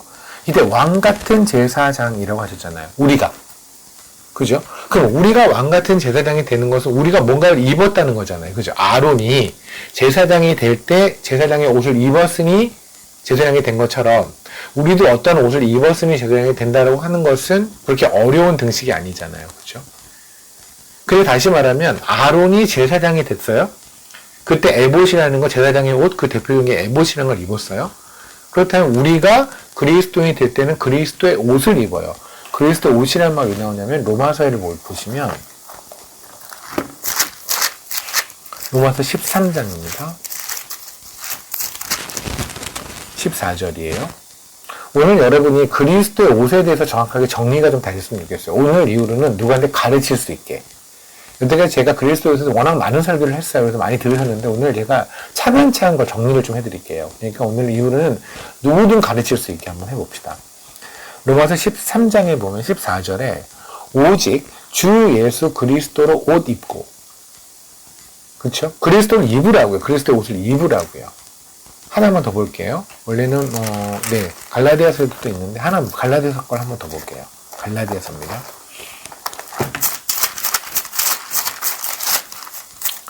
3장 27절. 누구든지 그리스도 합하기 위하여 세례를 받은 자는 그리스도의 옷 입었느니라. 아멘. 세례를 받잖아요. 침례를 받잖아요. 그 얘기는 뭐냐면 내가 이제 그리스도의 옷을 입었다는 거예요. 맞죠? 그러니까 그리스도의 옷을 다르게 보면 신부복이라고 할 수도 있을 것 같아요. 그죠? 신부복. 주님의 신부가 된. 그러니까 그리스도의 옷을 입어야 돼. 이것을 창세기에서는 어떻게 표현했냐면 아담과 하가 죄를 짓고 나서 무화과 나무 잎으로 자기 몸을 가렸을 때 그건 결국 죄의 옷을 입은 거예요. 그죠? 죄의 옷을 입었을 때 그걸 벗겨버리고 하나님 뭐예요? 가죽 옷을 입히시죠. 그건 다 아느니까 안 찾아볼게요. 그럼 가죽 옷을 입히려면 뭔가가 죽었어야 돼요. 맞죠? 당시까지는 육식이 허용되지 않았거든요. 육식은 노아의 홍수 이후에 육식이 허용이 돼요. 창세기 9장 이후에. 그러면 그 전까지는 살아있는 생물 중에서 죽은 게 없어요. 그 전까지 전부 다 식물만 먹었어요. 여러분 아시겠지만 식물 있잖아요. 그 풀이나 뭐 우리가 먹는 거 시금치, 배추 이런 거 있잖아요. 그런 것들은 하나님이 먹으라고 주신 거예요. 다시 말하면 여러분이 그것도 죽이는 건 살생 아닐까 이렇게 생각하는 분들 있거든요. 그러니까 그전에는 하나님께서 왜냐면 죄가 들어왔을 때 죽음이 나타났잖아요. 맞죠? 죄의 싹이 사망이잖아요. 그러면 죄가 들어오기 전에 에덴 동산에서 그들은 어쨌든 풀을 먹었을 거 아니에요. 그죠? 과일도 먹고 했을 거 아니에요. 그래, 나무도 자란다. 그러면 우리가 보기엔 나무가 자라고 이게 생명처럼 보이죠. 근데 사실은 이거는 우리에게 먹거리를 주신 거예요. 그러니까 여러분이 나무 잎을, 뭐 이런, 넌 뭐 꽃이 막 따라 나무를 막 부셔라 이런 얘기는 아닌데, 근데 혹시 나무 한 가지를 꺾은 다음에, 난 생명을 죽였어라고 자책하지 마세요. 그건 생명이 아니에요. 하나님은 철저하게 그 모든 채소 같은 걸 우리한테 먹거리로 주신 거예요. 그러니까 혹시 시금치 먹으면서 가슴이 너무 아프신 적 있습니까? 시금치한테 죄송하고 시금치 부모한테 미안하고 뭐 이래 본 적 있나요? 내가 시금치 가정을 파탄낸 거야 오늘 이래 본 적 있나요? 우리한테 왜 그런 마음이 안 생기냐면 왜냐면 우리가 동물을 죽일 때는 특히 자매님 같은 경우에 이제 우리가 엔터페닌 올로이랄레 마사이를 가면 양들을 죽여서 우리한테 주실 때가 있는데 간혹 이게 얼마나 싱싱한 음식을 저희가 해드리냐면 과시하시기 위함인지 어쩐지 모르겠는데 간혹 저희 앞에서 잡을 때가 있어요. 굳이 좀 더 뒤에서 잡으시면 좋겠는데 앞에서 그러면 애를 이제 뭘 자꾸 탁 따고 뭐 이렇게 하는 게 막 보여요. 그러면 저는 형제인데도 남자인데도 불구하고 저는 잘 못 보거든요. 근데 그걸 또 즐겨 보는 사람도 있긴 하더라고요. 그걸 처음 끝까지 보면서 제가 먹다면 안 될까 이런 애들이 간혹 있긴 한데 자매들 같은 경우는 기겁하죠. 뭐 이래요. 먹을 땐도 먹어요, 잘. 근데 어쨌든 기겁까지는 해요. 일단 뭐 이렇게 해요. 근데 그 있잖아요. 논에서 별을 막 벨 때 기겁한 자매 본 적 있습니까? 어떻게 저 귀한 별을 저의 생명들 다 죽이고 있어요. 이렇게 이런 자매를 보면 정신병원으로 가셔야 돼요. 그런 사람 없죠. 그렇잖아요. 시금치 따고 깻잎 따면서 난 너를 죽여서 미안해. 그냥 나를 위해서 한 번만 죽어도 눈물을 흘리면서 깻잎 딴 사람 없잖아요. 왜냐하면 하나님 우리에게 심어주신 그 칩 자체가 그것들은 생명이 아닌 걸 인식하거든요. 이해되십니까? 그러니까 꽃이나 이런 것들은 그냥 우리의 눈을 즐겁게 하기 위해서 하나님 주신 거지 그것이 생명 그래서 사실 그걸 뭐 생명같이 아니 뭐 아끼고 다듬고 하는 건 좋아요. 뭐 꽃도 다 사랑하고 좋은데 그게 뭐 그걸 딴다고 생명을 죽이거나 이런 건 아니라는 것이 성경적인 접근이라는 거예요. 뭐 또 꽃발을 다 뭉개라 이런 얘기는 아닙니다. 혹시 또 오해하실라 해서 미리 말씀을 드립니다. 네, 아무튼 간에 그러면 제가 지금 얘기하는 거 제가 이 얘기를 왜 하고 있는지 모르겠지만 아무튼 간에 예수의 옷을 입어요. 예수의 옷을 입어야 그리스도인이 돼요. 맞죠? 예수의 옷을 입어야 그리스도인이 된다고 말씀드렸어요. 지금 갈라디아서도 그러잖아요. 예수의 옷을 입으라. 그죠? 아까 우리 세례 얘기를 했었군요. 침례 얘기를 하다는 얘기 나왔군요. 오케이. 침례를 해요. 그러니까 침례를 하고 나서 그 다음에 나왔을 때 주님이 신부가 되잖아요. 그죠? 우리가 왜 웨딩드레스를 입는 게 결혼식의 어떤 상징이라고 한다면 그렇다면 침례를 하고 나서 이제 새로운 사람이 된 거잖아요. 그래서 주님의 신부가 되었을 때 그때 갈라디아서는 그를 세례를 통해서 너희가 그리스도의 옷을 입어라 라고 얘기를 하시는 거예요. 그죠? 그러니까 이게 아까 우리가 창세기에서 말하면 창세기 무화과 나무 얘기였군요. 무화과 나무였을 때 창세기에서 그들이 그걸 입었을 때는 자기가 하나님이 벗겨놓은 거에서 나는 그게 마음에 안 들어서 죄를 진 거잖아요. 하나님 당신의 선택은 싫어요. 가렸죠? 근데 하나님께서 가죽옷을 입을 때는 그 전까지 생명을 죽인 적이 없다라고요. 그 말을 하나 제가 지금 아까 그 시금책에 나온 겁니다. 그 전까지도 에덴에서 아담과 함이 열심히 풀을 뜯어 먹고 살았지만, 오이도 먹고 살았지만 생명을 죽인 게 아니란 말이죠. 그럼 먹거리를 먹은 거예요. 근데 하나님이 가죽옷을 입히기 위해서 하나를 죽였어요. 그죠? 최초의 살인이에요. 노아 이전까지는 최초의 살인, 그 처음자 마지막 살인이에요. 맞죠? 근데 그것이 뭘 말하는 거냐? 그게 바로 예수 그리스도를 상징한다고요. 그래서 그 가죽으로 아담과 하를 입혔다는 얘기죠. 그게 바로 그리스도의 옷을 상징하죠. 이해되십니까? 그래서 누가복음 15장을 보면 이렇게 말을 합니다. 돌아온 탕자 이야기 아시잖아요. 그죠? 돌아온 탕자였을 때 얘가 언제는 그냥 거지돼서 왔잖아요. 그럼 뭐 어여빨리 밥을 줘야 되지 않아요? 어여 씻겨야 되지 않아요? 그런데 희한하게도 얘가 완전히 알거지돼서 완전히 상거지 돼서 그냥 너무 더러운 상태로 왔는데 아빠가 너무너무 가서 20절에 봤더니 목을 안고 입을 맞춰요. 그죠? 진짜 얼마나 목에 때가 얼마나 많을까 이 아이가. 그죠? 돼지 우리에 있었던 거예요. 그러니까 아버지의 사랑도 그런 사랑이고 이게 우리 아버지 하나님의 사랑이에요.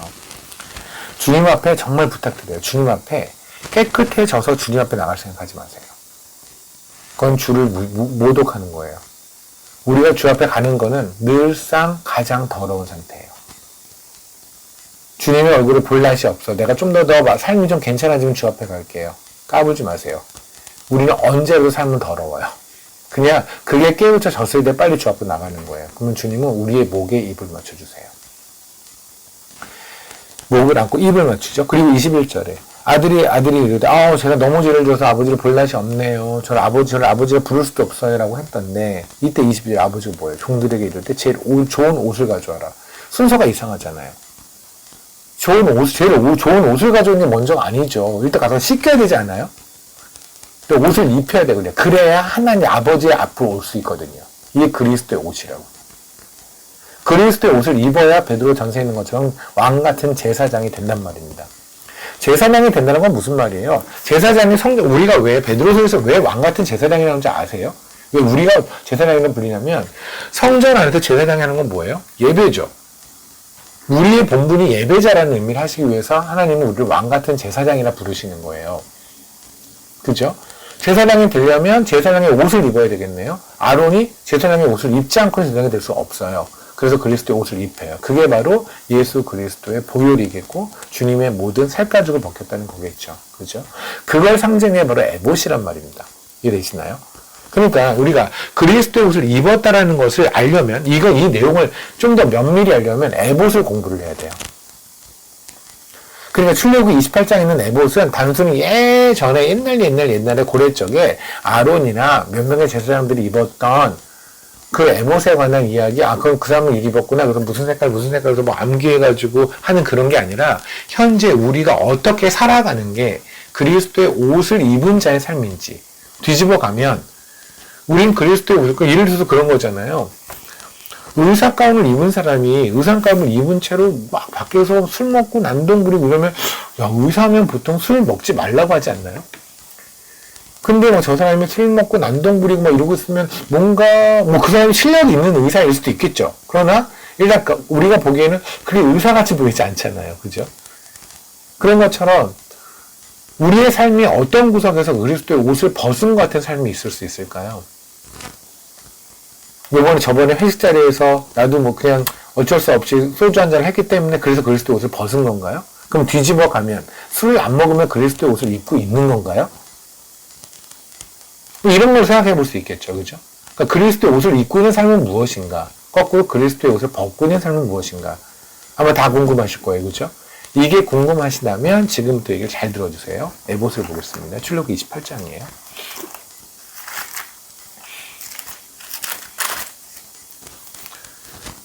출애굽기 28장에 보면은 제사장의 옷인데 에봇에 관한 이야기가 있는 것이 어디서부터냐면 6절서부터 얘기해요. 6절서부터 14절까지의 이야기거든요. 그러니까 사실 절수는 그렇게 많지는 않아요. 많지는 않은데 그런데 이 안에는 굉장히 어마무시한 이야기들이 안에 들어가 있어요. 첫 번째는 에봇의 모양 이런 걸 일단 둘째치고요.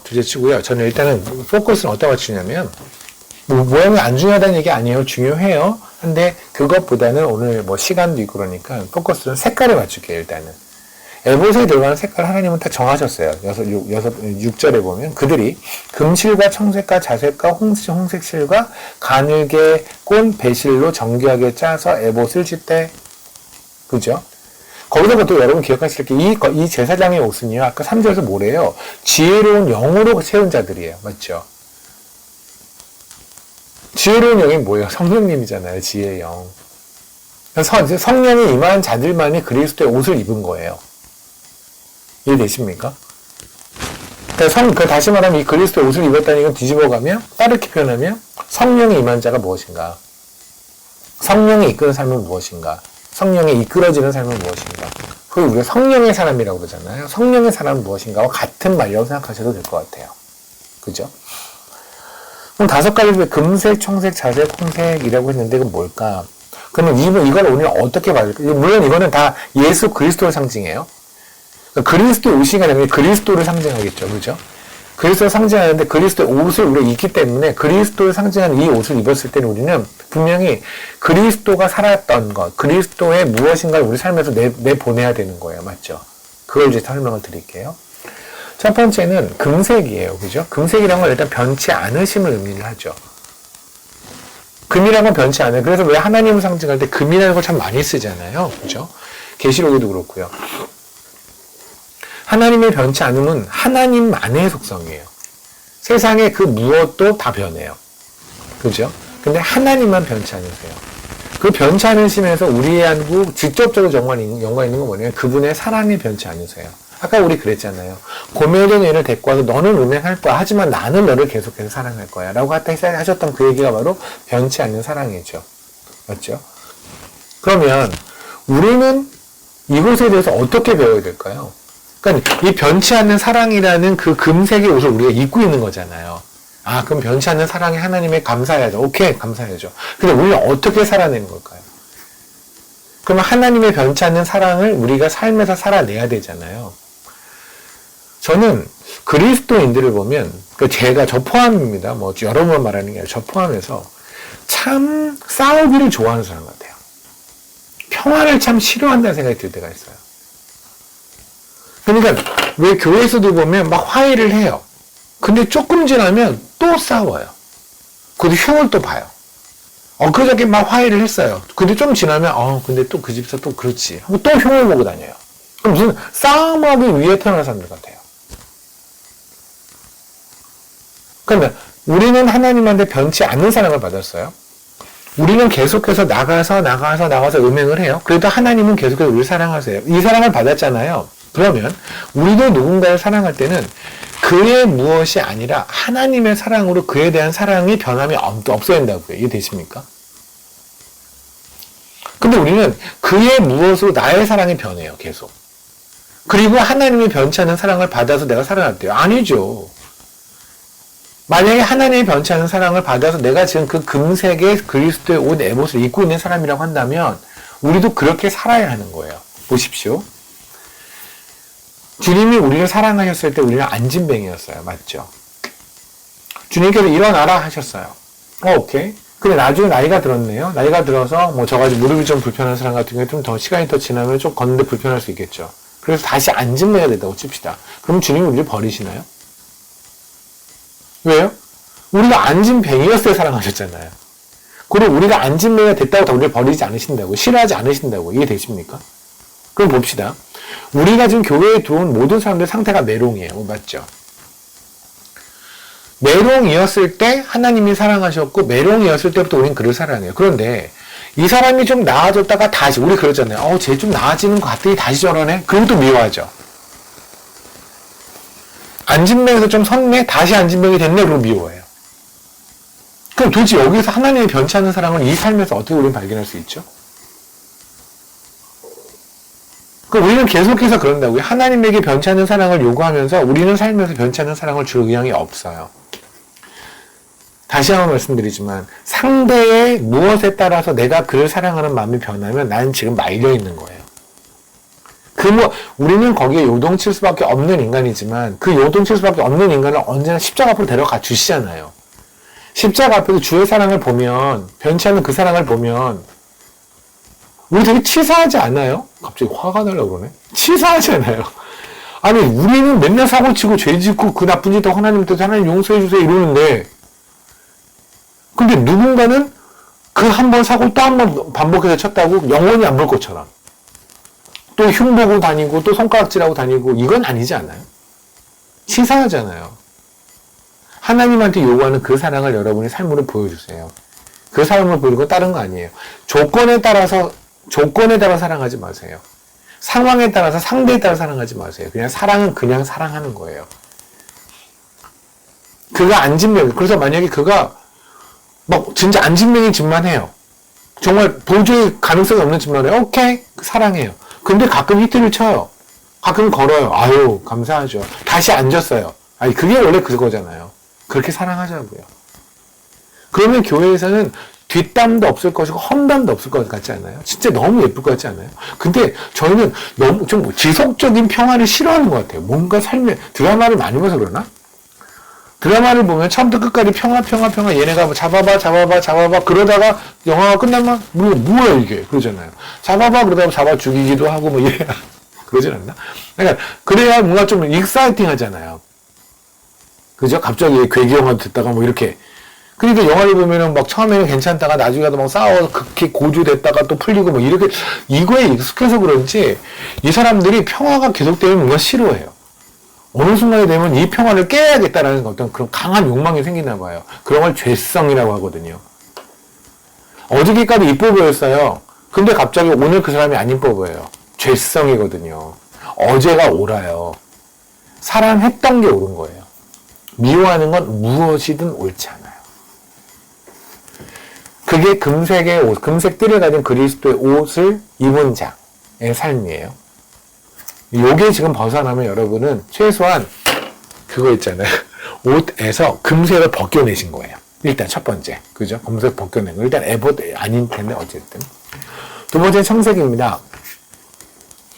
청색은 언제나 하늘을 뜻하죠. 그거는 뭐 그냥 하늘이 파라니까 청색 이렇게 말하는 건 너무 비성경적인 얘기잖아요. 성경을 통해서 말씀을 드릴게요.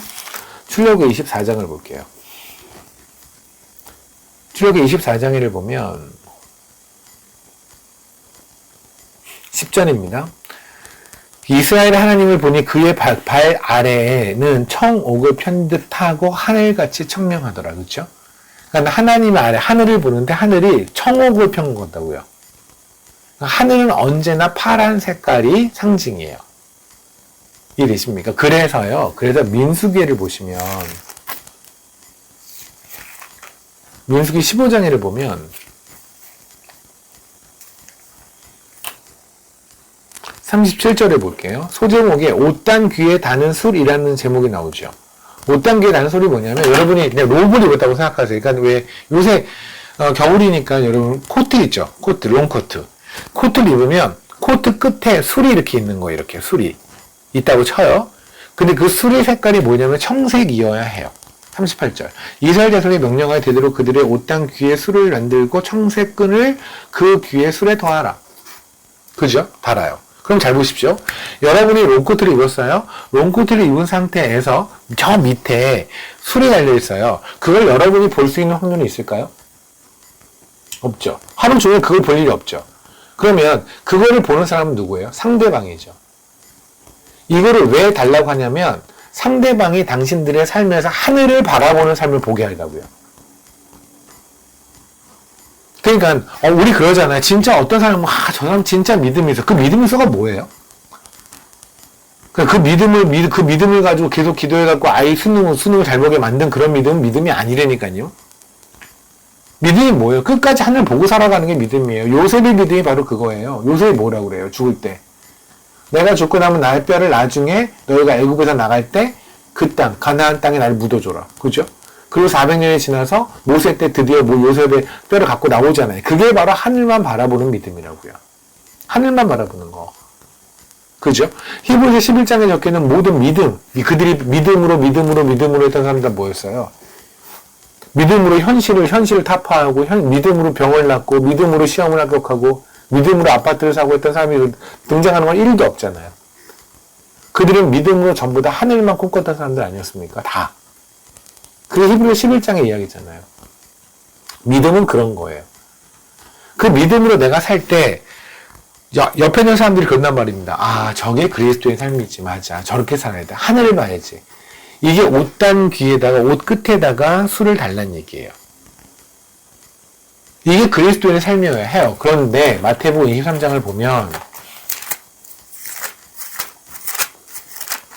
어떤 일이 벌어졌냐면 5절에 마태복음 23장 5절에 예수님의 시대에 왔으니 그들은 모든 행위를 사람에게 보이고자 하나니 곧 경문띠를 넓게 하고 옷을 길게 하고 지금 예수님은 갑자기 본인이 만들려고 그랬잖아요. 옷을. 옛날에 민수기 때 그걸 말씀하신 분이 이 땅에 내려오신 하나님이시잖아요. 근데 본인이 만들려고 해서 만든 거 갖고 뭐라고 하시면 안 되죠. 근데 그들이 이때는 색깔이 청색이 아니라 오렌지색이었대요. 때는 보라색이었대요. 하늘만 바라보라고 교회에 넣어놓고 했는데 얘네들이 이제는 그걸 가지고 기독교라는 게 하나님만 바라보는 믿음으로 삶의 이 땅에서 고난의 길을 가더라도 가겠다라고 하는 것이 아니라 기독교가 하나의 무늬가 돼버린 거예요. 내가 그러니까 서양에서 온 고급 종교가 돼버린 거예요. 나는 담배 피지 않는 사람이라는 걸 드러내기 위한 기독교.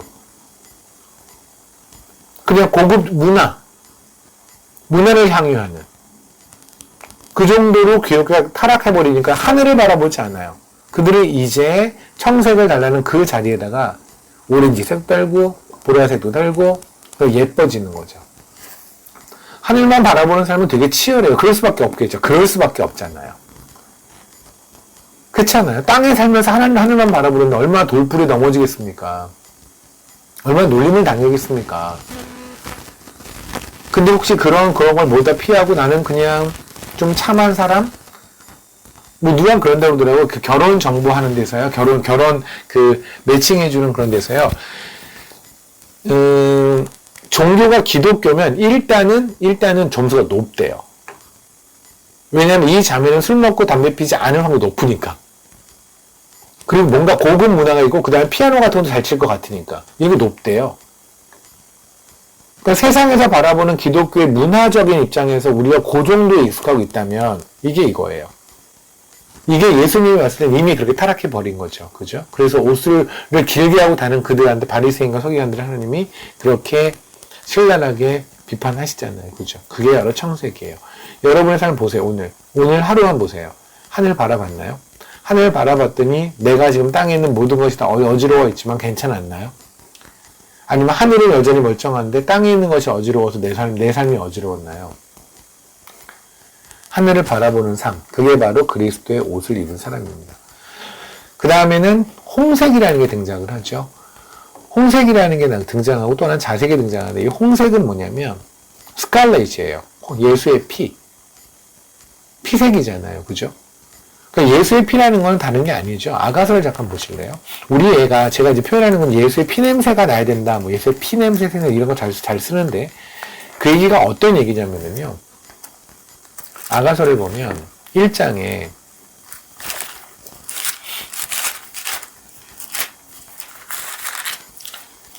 지금 솔로몬이 술람미 여인을 꼬시잖아요. 그죠? 그리고 나서는 막 어마어마하게 꼬셔요. 뭐 이러잖아요. 9절에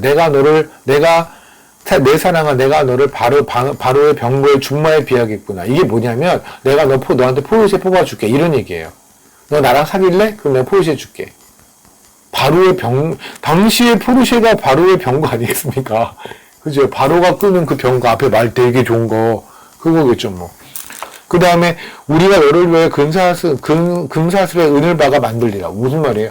너 나랑 결혼하면 내가 완전 다이아몬드로 짜자장 한 거 목걸이 줄게. 나만 따라오면 네 인생 펴. 이게 솔로몬이라니까요. 흔들릴만 하죠. 세상에서 우리한테 좋은 월급을 말을 하면, 좋은 직장을 말을 하면 잠시 예수 적고 싶은 마음 들지요. 그죠? 12절. 그래서 왕의 침상에 앉았어요. 왜요? 흔들리니까. 왕이랑 하룻밤만 자면 되네. 그러면 나는 포르쉐도 오고 다이아몬드도 오네. 애굽의 바로의 병거의 중마도 가질 수 있고 나는 금사슬에 은이 막 박혀있는 그런 것도 줄 수 있는. 우와 대박. 흔들렸어요. 그런데 느닷 뭐가 나냐면 14절에 내가 갑자기 확 능력한 게 뭐냐면 나의 사랑하는 자는 내게 엔게디 포도원의 고베라 송이구나. 갑자기 고베라 송이라고 하는 꽃냄새가 확 난 거예요. 그리고 정신을 차린 거예요. 아, 내가 여기 있으면 안 되지? 하고 이제 왕의 침상에서 나오는 장면이거든요. 근데 그 여인이 만든 고베라 송이가 뭔데? 이 고베라 송이가 뭐냐면요. 이 고베라의 어원이 어디냐면 창세기 9장에를 보면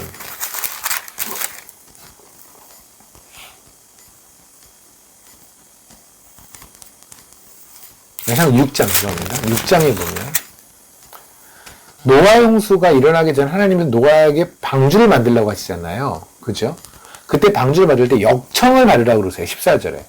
너는 고페르 나무로 너를 위하여 방주를 만들되 그 안에 칸들을 만들고 역청을 그 안팎에 바르라. 이때 이 역청이 코페르예요. 이 코페르가 딱 무슨 뜻이냐면 대속이라는 뜻이거든요. 대속물, 예수 그리스도. 다시 말하면 노아의 방주가 살아난 거는 노아의 방주에 내 예수 피를 발랐다고요. 그래서 그 안에서 내가 산 거예요. 그게 교회예요. 그게 여러분 한 명 한 명의 교회들 성전이에요. 예수 피로 발라졌으니 산 거죠. 그죠? 그게 예전에 출애굽할 때 뭐였어요? 어린 양의 피가 발라진 집은 살았잖아요. 그죠? 그게 바로 코페르라고요. 이해되시면 그게 바로 고베라 송이에요. 그걸 우리가 소위 21세기에서는 자매님들을 염색할 때 쓰는 헤나라고 하는 게 바로 이거거든요. 헤나. 그래서 헤나의 색깔은 자주색이에요. 스칼렛. 홍색, 빨간색이라고 할 수 있겠죠. 피색. 그러니까 지금 막 흔들렸던 솔로몬의 그것도 세상 때문에 흔들렸던 그리스도인 술람의 여인이 갑자기 정신을 차리는 게 뭐냐면 예수 그리스도의 피. 주님이 십자가에서 어떻게 죽으셨는지가 갑자기 확 생각나니까. 누구 때문에? 얼마나 고통을 받고 죽어서 생각나는데 그거하고 정신 안 차리는 건 어디 있어요? 그게 더 이상한 거죠. 그죠? 그래서 여러분이 만약에 오늘도 삶에서 흔들리고 있는데 계속 흔들리고 있다면 지금 피냄새를 못 맡고 계시는 거예요. 예수 피는 따는 게 아니라니까요. 우리의 삶이 세상에 의해서 유혹되고 흔들릴 때, 죽음이 두려울 때, 그때 그 예수 피가 한번 확 나면 정신을 차리게 돼요. 아, 진짜 이렇게 죽으신 예수가 있는데 내가 지금 뭐 하고 있니? 그죠? 예, 할 얘기는 많지만 시간이 많이 가서 하나 더 할게요. 자색이라는 게 있죠. 퍼플이라고 되어 있습니다. 그죠? 근데 사실 성경에서 홍색과 자색이 좀 이렇게 막 헷갈리게 된 경우가 많이 있는데 영어를 보시면 편해요. 그러니까 제가 말했던 아까 홍색은 스칼렛을 말하는 거고 여기 말하는 자색이라는 건 퍼플색을 말해요. 보라색을 말하는 거예요.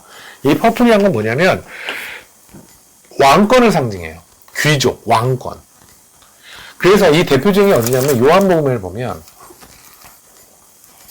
요한복음 19장에를 보면은요.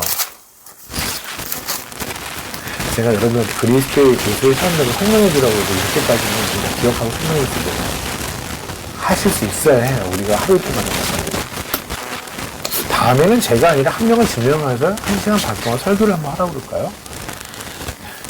그러면 그날은 그분만 안 오실 수 있겠죠. 지금 요한복음 19장 2절을 보면 뭐냐면 예수님이 지금 십자가를 메고 들고 이렇게 가시는 거예요. 그때 사람들이 놀리는 거예요. 야, 네가 뭐 유대 왕이라고? 네가 왕이라며? 왕 대박! 하고 군병들이 놀려요. 그런데 뭘 던지냐면 2절 군인들이 가시나무로 관을 열고 그의 머리를 씌워서 자색 옷을 입혀요. 그게 뭐래요? 3절에 유대의 왕이여 평안할지어다. 무슨 야 네가 그렇게 왕이라며? 이 옷 입어봐. 이 옷 입으면 왕 되는 거네. 그러니까 사람들은 알아요. 퍼플색 이때 이게 자색이 바로 퍼플이거든요. 퍼플색을 입으면 왕인 걸 알아요. 왕만이 입을 색깔. 주님은 왕이세요. 그죠? 주님은 왕이세요. 그 왕 앞에서 왕이 오늘도 우리의 삶을 통치하셨는지, 우리는 정말 주님을 왕으로 섬겼는지, 아니면 돈이 왕이었는지, 직장이 왕이었는지, 무엇이 내 자녀가 왕이었는지, 나의 비전이 왕이었는지, 한번 여러분이 고민을 해보십시오.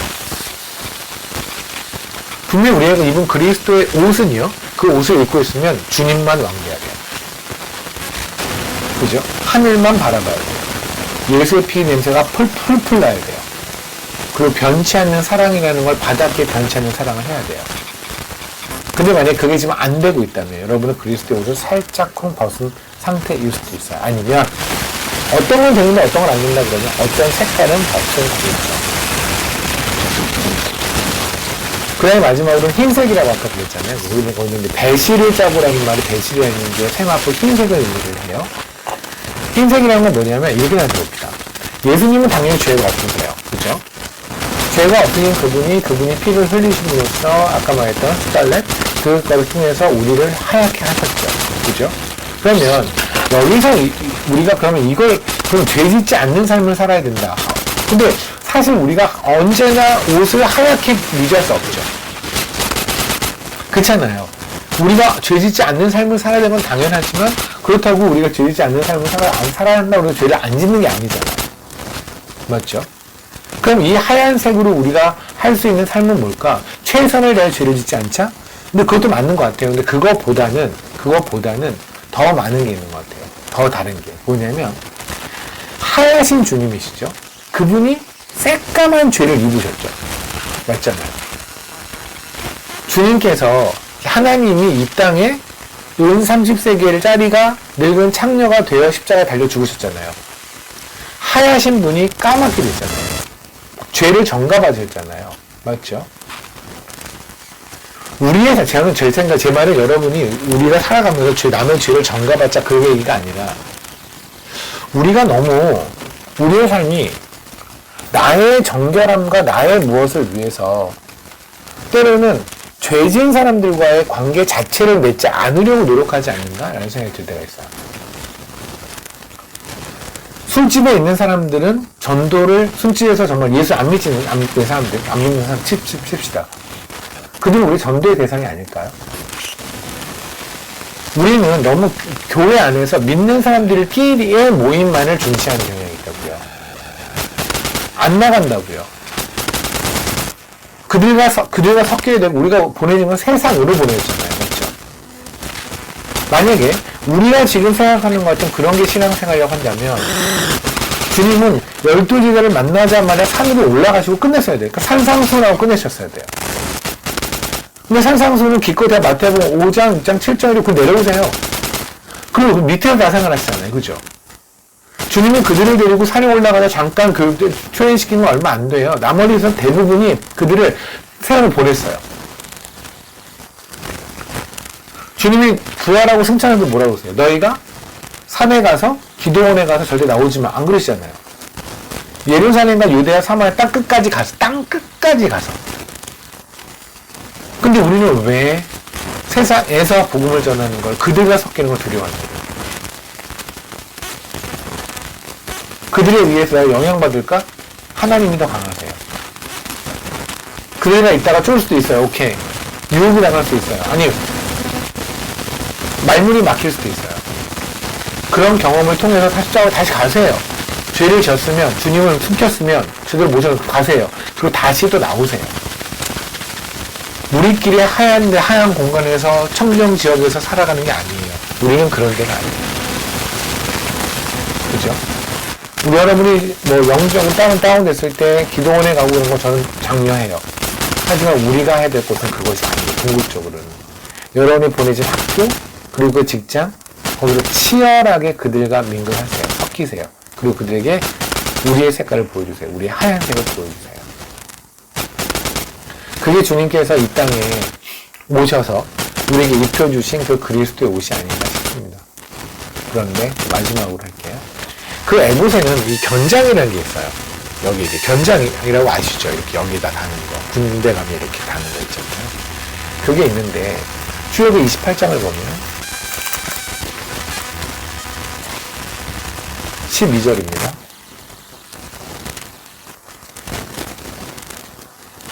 아, 9절 읽습니다. 호마노 두 개를 가져다 그 위에 이스라엘 아이들 이름을 새기되, 그러니까 어떤 거냐면 호마노라는 보석을 가져오는 거예요. 그 다음에 그거에다가 이스라엘 이름을 6개를 새겨요. 그리고서 주님의 어깨에 이렇게 올려놓는 거예요. 그리고 또 하나 있는 게 이제 판결 흉패라고 거기다가 또 보석으로 만들어서 가슴에다 이렇게 해서 12개를 박아라 하는데, 지금 저는 애본만 얘기하는 거예요. 판결 흉패는 아니고요. 그러니까 견장 난 거예요. 그죠? 첫 번째, 왜 그냥 이름을 새겨라 그러면 되는데 굳이 호마노라고 하는 거를 지명하셨을까? 그죠? 호마노를 지명하신 이유가 있잖아요. 그럼 제 생각엔 지금 이 광야에서 하신 말씀이잖아요. 그럼 광야에서 호마노라고 하는 특별한 보석을 구하기가 쉽지가 않을 텐데요? 그죠? 그렇다면 뭔가 하나님이 하시고 싶은 얘기 있는 것 같아요. 창세기 2장을 볼게요. 창세기 2장을 보면 에덴의 동산이죠. 자하죠. 그죠? 에덴 동산. 정말 꿈만 같은, 우리가 분명히 가게 될 그 땅입니다. 그죠? 에덴 동산. 이 에덴 동산에서 내용을 보면 뭐가 있냐면 12절에 볼게요. 그 땅에 금은 순금이요. 그곳에 베델리엄과 호마노도 있으며, 호마노는 뭐냐면요, 에덴 동산에 있었던 보석이에요. 다시 말하면 뭐냐면, 호마노 위에다 12부족의 이름을 새긴다는 얘기는 뭐냐면, 다시 에덴 동산으로 회복시키시겠다고요. 죄지기 전의 상태로 회복시키시겠다고요. 거기다가 내가 너의 이름을 새기겠다고. 다시 에덴 동산을 보내주겠다고. 이해되십니까? 아멘. 이게 이거예요. 그러니까 예수님께서 십자가의 모든 걸 흘리심으로, 모든 걸 흘리시고 모든 걸 다 하심으로 우리를 결국은 에덴 동산으로 원래 있었던 죄를 짓기 전으로 회복시키겠다. 그래서 호마노 위에다 6개, 12개 부족. 우리들의 이름입니다. 김서영 자매님의 이름이, 서민원 집사님의 이름이, 최현미 자매님이, 윤미연 집사님의 이름이 지금 그 호마노 위에 적혀 있거든요. 근데 정말 멋진 게 뭐냐면요, 그 이름이 예수님의 어깨에 있다는 거야. 어깨라는 건 뭐예요? 어깨에 누가 어깨는 힘을 던진다고 그러는데, 모르겠습니다. 뭐 그렇게 볼 수도 있겠지만, 그것보다는 어깨 견장이잖아요, 이렇게. 그죠? 여러분 왜 그 경찰서 같은 데 가면, 높으신 분들 이렇게 가면 여기 견장이 있죠. 뭐가 되게 많잖아요, 뭐가. 그죠? 이거는 뭘 뜻하냐면 자부심을 뜻해요. 내가 누구냐면, 나의 정체성. 예수님은 예수님의 정체성을 뭘로 보여주냐면, 우리를 구원하신 우리들. 우리들이 주님의 자부심이에요. 우와, 대박. 우리 같은 것들이요? 네, 우리 같은 것들이 주님의 자부심이에요. 그래서 주님께서 욥을 내놓으시는 거예요. 사탄한테. 마음대로 해봐. 결국 얘가 가지고 있는 믿음이 있죠. 그렇게 당한 것 같지만 결국은 마지막에 주님 앞에 엎드리게 되잖아요. 그죠? 여러분 한 명 한 명이 주님의 자부심이에요. 우리를 구원하신, 우리 한 명을 구원하시기 위해서 주님이 하신 그 최선의 것, 그걸 통해서 이룬 우리의 구원, 한 명 한 명의 구원받은 우리들이 주님의 자부심이에요. 그러니까 그리스도인의 자존감은요, 딴 데서 찾는 게 아니에요. 자존감 따는 게 아니에요. 주님이 나를 알아봐 주시고 선택하셨고 구원하셨다는 것만으로 거기로 자존감을 찾는 거예요. 그럼 혹시 여러분들 안에 나 요즘 많이 자존감이 떨어져 있어 때문에 고민하는 분이 있다면, 현재 상태 여러분이 가지고 있는 믿음이 잘못됐거나 복음이 잘못됐거나 아니면 영적으로 다운됐거나. 여러분 그런 거 있죠. 한참 예수가 만나서 막 정말 뜨겁고 막 이랬던 경험들, 뭐 오늘이 그럴 수도 있고요. 막 그랬을 때 사람들이 막 가족들이 그러잖아. 너 뭐 예수였으면 좀 그만 좀 그 입 좀 다물라. 옛날 같았으면 입을 다물라. 그 주둥이 뭐 이럴 만하면 또 집에 방에 혼자 가서 뭐 입을 뒤집어 쓰고는 주둥이라고 그랬어. 뭐 이러는데, 진짜 하나님 주님 너무너무 뜨거울 때는요, 주둥이, 맞아요. 제가 좀 주둥이 같죠? 이런다고요. 원래 좀 주둥이가 생기지 않았었어요? 그럼 나 넘겨요, 웃으면서. 영적으로 막 충만할 때는요, 욕을 먹어도 괜찮다니까요. 그리고 영이 다운되면은요, 주둥이가 아니라 그냥 주둥이라고 해서 이 모양으로, 이렇게 말해도 그렇게 또 뭐, 한 달 동안 벽을 계속 치고 있고, 만나는 사람마다 저 목사님이, 누가 나한테 뭐라고 하는데 주둥이라고 한 것 같다는데, 뭐, 그렇고 막 그러는 거예요. 그게 왜 그러냐면, 다른 게 아니에요. 다른 게 아니라, 구원의 감격 잃어버리면. 그리스도인의 자존감은요, 예수 그리스도께서 우리를 위해 십자가에 달려 죽으셨고, 그분이 우리의 이름을 부르셨고, 그래, 그분이 우리의 이름을 부인하지 않으셨고, 지금도 그분의 어깨 위에 우리가 있다라는 거. 그것만으로 그냥 우리는 괜찮은 거예요. 혹시 여러분의 자존감이 지금, 내 자존감이 많이 떨어져 있어. 내 자존감 나 원래 약해. 원래 우리 자존감이 약해야 정상이야. 무슨 우리 같은 것들이 자존감이 어딨어요. 재벌 2세, 3세, 아니, 현재 스과 재벌들 자존감이 없을 수밖에 없어. 그들은 자존감이 없어요. 그들의 자존감의 근거는 돈이거든요. 그렇잖아요. 돈 사라지면, 나중에 가서 돈을 쓸 수 없는 게 되면, 70 넣고 80 넣고 90대 가도 죽을 때 되면 돈 못 쓰잖아요. 그렇잖아요. 카드예요? 골드예요? 이거 뭐 이 안에 내가 이 100억을 쓸 수 있어요. 그럼 뭐 할 거예요? 카드를 늘 힘이 없는데. 그렇잖아요. 나가지도 못하는데. 내가 아마 군대 갔다 오신 분들 알 거예요. 2스타, 3스타로 뭐 예편하신 분들 있어요. 군대에서 그분들은요, 그냥 왕이에요, 왕. 헬기 타고 와요. 그러면 전군이 막 그냥 난리 나요. 근데 이분들 예편하면 어떻게 되는지 아세요? 동네 할아버지 돼요. 예편, 제대했어요. 슈퍼를 갔어요. 할아버지, 그거는 그거 만지시면 안 돼요. 그때 이제 느낌이 오죠. 요새 애들 현타라는 말 쓴다면 그게 그런 거 아닐까요? 와, 나 그냥 할아버지구나. 그들이 가지고 있는 자존감이라는 것은 그게 시간이 지나면 아무런 의미 없다니까요. 헛되고. 외모가 자존감인 사람이 있겠죠. 시간 지나면 없어져요, 그 외모. 죽을 때까지 그냥 관속에 들어올 때까지 보톡스를 받아봤자 아닌 건 아니잖아요. 그렇잖아요. 우리가 가지고 있는 자존감이라는 건 결국 내가 아니야. 나의 나됨이 아니라 옆에 있는 어떤 이런 버팀목 때문에 자존감을 쓰는 거거든요. 이건 아무 의미 없다니까요. 근데 하나님은 우리됨으로 자존감을 세우신다고요. 쓰레기를 의인으로, 죄인을 의인으로, 그죠? 무명이었던 자를 유명인 자로, 세상의 자녀들은 마귀의 자녀를 하나님의 자녀로, 정체성을 바꿔버린다고요, 그냥. 그래서 자존감을 세우셨잖아요. 이 자존감, 오늘 이 순간 회복 혹시 안 되는 분 있다면, 인생이 힘드실 겁니다. 오늘 이 순간에 여러분의 자존감은 회복되기를 원합니다. 우리는 그리스도인들이잖아요. 아멘.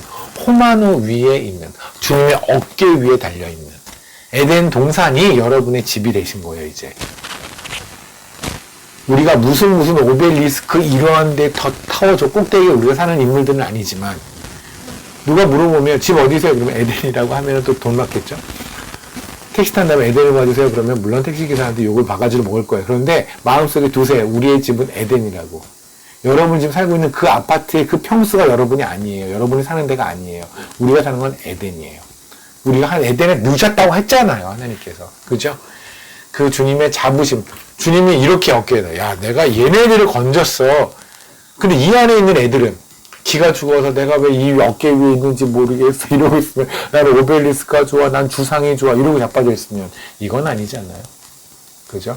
여기 주님의 어깨 위에 있는 이 호만을 위해서 띄워놓으십시오. 아멘. 주님의 어깨 위에서 띄워놓으세요. 우리가 그렇게 띄워놓는 게 주님의 자부심을 더 올려드리고 주님의 이름을 더욱더 올려드리는 거라고 생각이 듭니다. 그러면 제가 지금 교만의 연장선상에서 지금 이 말씀을 나눴잖아요. 왜 그랬을까요? 이유는 딱 하나예요. 이 에봇을 제가 지금 말씀드렸던 그렇게 살아내지 않고 다르게 살아내고 있다면, 그렇다면 그것은 주님이 우리에게 입혀주신 그 옷을 다르게 사용하고 있는 거죠. 그죠? 그렇잖아요. 주님의 옷이 마음에 안 드는 거죠. 주님의 최선이 마음에 안 드는 거죠. 그것만큼 교만이 있을까요? 여러분이 만약에 뭐 구찌라는 게 그게 비싼 명품이라며요. 구찌 옷을 누가 입었다고 칩시다. 구찌 디자이너가, 수석 디자이너가 정말 이 세계에는 딱 하나의 옷만 만들었어요. 딱 하나를 만들어서 김진원한테 입혔어요. 딱 입었어요. 근데 진원이가 그거를 가지고 옆에다가 막 브로치도 달고 있고 뭐도 달고 있고 여기도 이렇게 해가지고 뭐 이렇게 하고 이렇게 자빠졌어요. 그럼 뭐예요? 구찌 디자이너 열이 엄청 받겠죠. 나 세계 탑 디자이너야. 너는 그냥 입기만 하면 돼. 근데 그걸 가지고 이게 마음에 안 들어서 이거는 접고 이거는 어쩌고 여기다 뭐 달고 꽃 달고 있고 뭐 이러고 있으면 열받는 거잖아요. 그죠? 주님이 입혀주신 에봇 그대로 입으세요. 흰색 빼고 금색 빼고 청색 빼고 자색 빼고 홍색 빼고 입지 마시고요. 거기다 오렌지색 넣지 마시고요. 거기다 초록색 넣지 마시고요. 그냥 입혀준 대로 입으세요. 구찌 디자이너가 입혀준 옷도 감히 우리 그분 앞에 겸손해져서 그냥 시키는 대로 입을 건데, 그죠? 오죽하면 우리 병원에서도 그러잖아요. 말 진짜 잘 돼요. 저부터 말 잘 듣잖아요.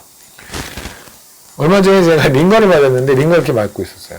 간호사가 움직이지 마세요. 근데 너무 막연하게 읽힌 거예요. 움직이지 마세요. 어디까지 움직이지 말라는지 모르겠는 거예요. 근데 그거 갔어요. 그분은. 저는 일단은 뭐 좀 있으면 마비 올 수도 있어요. 뭐 이런 얘기 들었기 때문에 움직이면 안 되니까 움직이지 않는데 근데 다리도 움직이고 싶고 되게 움직이고 싶은데 움직이지 말라니까 팔만 오른손도 움직이면 안 되나? 왼손 갖고 있는데 손가락도 안 되나? 이렇게 하면 안 되나? 혼자서 막 이러는데 그래서 그때 제가 뭐냐면 할 때 팔을 이렇게 하고 있었어요. 이렇게 하고 있는데 움직이지 말라니까 3시간 동안 이러고 있었어요. 이러고 움직이지 말랬으니까 간호사가 그냥 던진 한마디인데도 그렇게 말을 잘 들어요. 그러잖아요, 여러분. 이대로 있으세요? 그대로 있잖아요. 근데 왜 주님이 입혀준 옷만큼은 그렇게 장난치냐고요. 이건 흰색은 좀 아닌 것 같아. 내가 얘를 사랑하는 것만큼은 금색은 빼자. 그냥 이거 변함없는 사랑은 좀 빼자. 예수 피냄새는 좀 빼자.